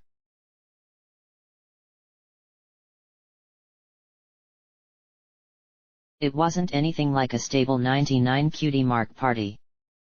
There weren't any recycled dresses, the food was whatever we could raid from charities stores and a society merchant lacunae cornered in Megamart, and the festivities were rape-free, thank goodness. The decorations were whatever fancy ribbons we could throw up around Star House. There were so many ponies that those who couldn't fit in the living room spilled outside. The vast majority of the colts and fillies were both utterly baffled and completely delighted by the festivities. When they got their cutie marks, it was mostly just another day. Who could spare food and energy for a celebration over a cutie mark? So rather than saying this was just for Scotch and her mark, I hastily made up a story of Cutie Mark Day. P21 was in his element, cooking in the kitchen with the help of Rampage and Lacunae. The striped filly seemed to be lisping a little, her pink eyes slightly sad. Twist was making an appearance and helping out from time to time. Lacunae floated bowls of some sort of improvised punch drink stuff that was mostly sparkle cola onto tables outside the front door and put a break on any of the festivities that got too wild. The games she and I put up were also odd to most of the ponies. Pin the tail on the pony wasn't nearly as interesting as shoot the head off the raider. Oh well, as long as they were having fun and being careful. Others improvised a band of whatever instruments they could and played despite the Huffington drizzle. I brought down Octavia from my room and showed her to Adagio, Allegro, and Sonata. I tried to explain how she was special, and how they should play with her, take care of her, and not leave her alone. The three young ponies looked at the instrument thoughtfully. Then the blue and magenta Adagio stood firm as the magenta and blue Allegro hopped on his back. Tiny Sonata clambered onto Allegro's shoulders and her hooves began to work the neck of the bass. Allegro didn't use the bow at all. Instead, he happily plucked the strings, and deep twangs joined the rest of the band. I tried not to wince, but oddly the notes that came out were clear and deep. There was a little bit of regret, too. I'd liked making music. It'd been nice, it'd saved me more than once when I'd been at my absolute worst. And a part of me liked to imagine just what I'd have been like in another time and place where I could have learned music rather than how to patrol and enforce the rules of the overmare. It was a silly, selfish thought, but I felt it all the same. Still, Octavia should be in the hooves of other ponies to enjoy her music, not kept as a prize in my room for when I was down. And ultimately, I liked giving her to the three who had lost their friend more than I liked playing her for myself. Rampage moved like a jackal on the fringes once the cooking was done, her face a constant mask of indecision. Should she go, or would she be safe to participate? Did she even want to play with a bunch of silly foals, or was she a mature mare? Finally, appearances decided the matter. Two green colts shouted something to the equivalent of Boogie Down or maybe Booger Town and started to dance like maniacs beside her. Indecision finally broke, at least for a little bit, as she smiled and joined them in their exuberant dancing. She even smiled like a filly. Sweet cupcakes, music, and fun. For a little while, we pushed the wasteland away and had a little hope and civilization. I looked up on the roof where I could barely make out the still forms of Glory and Dawn, their heads close together as they had their own reunion. I sat on the periphery of it all as I chewed on the edge of my cake, watching them. My friends. My community. My stable. Dealer chuckled softly beside me. You don't have to sit out here. You can go and join them. The white pony looked better than he had before, more rested. Younger, too. I don't deserve to, I said quietly, taking a pull on a bottle of wild Pegasus I had obtained for the celebrations. He gave a deep sigh, and I smiled. It's all right. I'm fine like this. I watched them celebrating, and my smile grew. I couldn't partake, but I could appreciate. Are you okay? He frowned. Me? You've been quiet a while. I expected you to put in an appearance at the Skyport. All that talk of responsibility and accountability. I said, then saw his uncomfortable look. What's wrong? I'm scared of her. He pulled his hat over his face to hide his shame. I blinked in shock. Scared? I'm a soul in a box, and EC-1101 is bonded to me. The goddess manipulates minds and souls connected to her. If she found out about me, she might try to yank out the mega spell through your connection. I gaped at him. Can she do that? Do you want to find out? He retorted. I really didn't want to find out. Topic change. So, apparently my friends have been keeping secrets from me, I said softly before taking another drink. To protect me. Friends do that sometimes. You did that. He added, and I gave a little grimace. You can't have it both ways, Blackjack. Either you're honest to your friends, or you try to keep things pleasant. Not all that easy to pull off both. I frowned, closed my eyes, and let go the little bitter sense of resentment that I had no right to hold. I had tried to give my friends peace of mind. How could I hold their actions against them when they were just trying to give me the same? When I looked at him again, his lips curled in a tiny smile of approval. I know. I know. I murmured. I sighed softly, smiling just as slightly as he was. I looked at the celebration and frowned a little, tallying up all the good things and bad things that had happened today. My friends were working out their problems. Scotch got her cutie mark. P21 might actually be happy again, at least a little. Rampage 2. I had saved 6 ponies without killing anyone. I had gotten answers without reenacting Yellow River. Saw some dream that didn't have me in tears. Glory was finally talking with her mother again after years of separation. I might have actually teleported before my horn went poof. Chapel now had flushing toilets. And yet, there was something off about it all that I couldn't quite put my hoof on. Ugh, today's just been weird. He smiled a tired, sad smile. The word you're looking for is good, Blackjack. Good. I blinked in confusion. What are you talking about? Blackjack doesn't have good days. She has days that are bad and less bad and occasionally are punctuated with good events. I saw his smile and brushed my mane behind my ear. Okay. Theoretically it might be possible. 1 in a gazillion chance. Trust me, Blackjack. It's been a good day. I watched the celebration, and my smile grew a little more honest.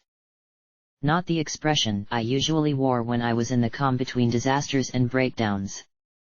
Sure, I had lost my guns and sword, and I had had a reminder of the consequence of good intentions, but I had also helped my friends and appreciated just what protecting my friends really meant. I'd get vigilance back one way or another. Duty and sacrifice, too. And the creepy sword of crazy sharpness. And find some way to stop whatever was building between Glory's home and the rest of the enclave. Yeah, I said softly as I watched the proceedings. Yeah, I guess it was. And if I could have one good day, I could do anything. Footnote: maximum level reached.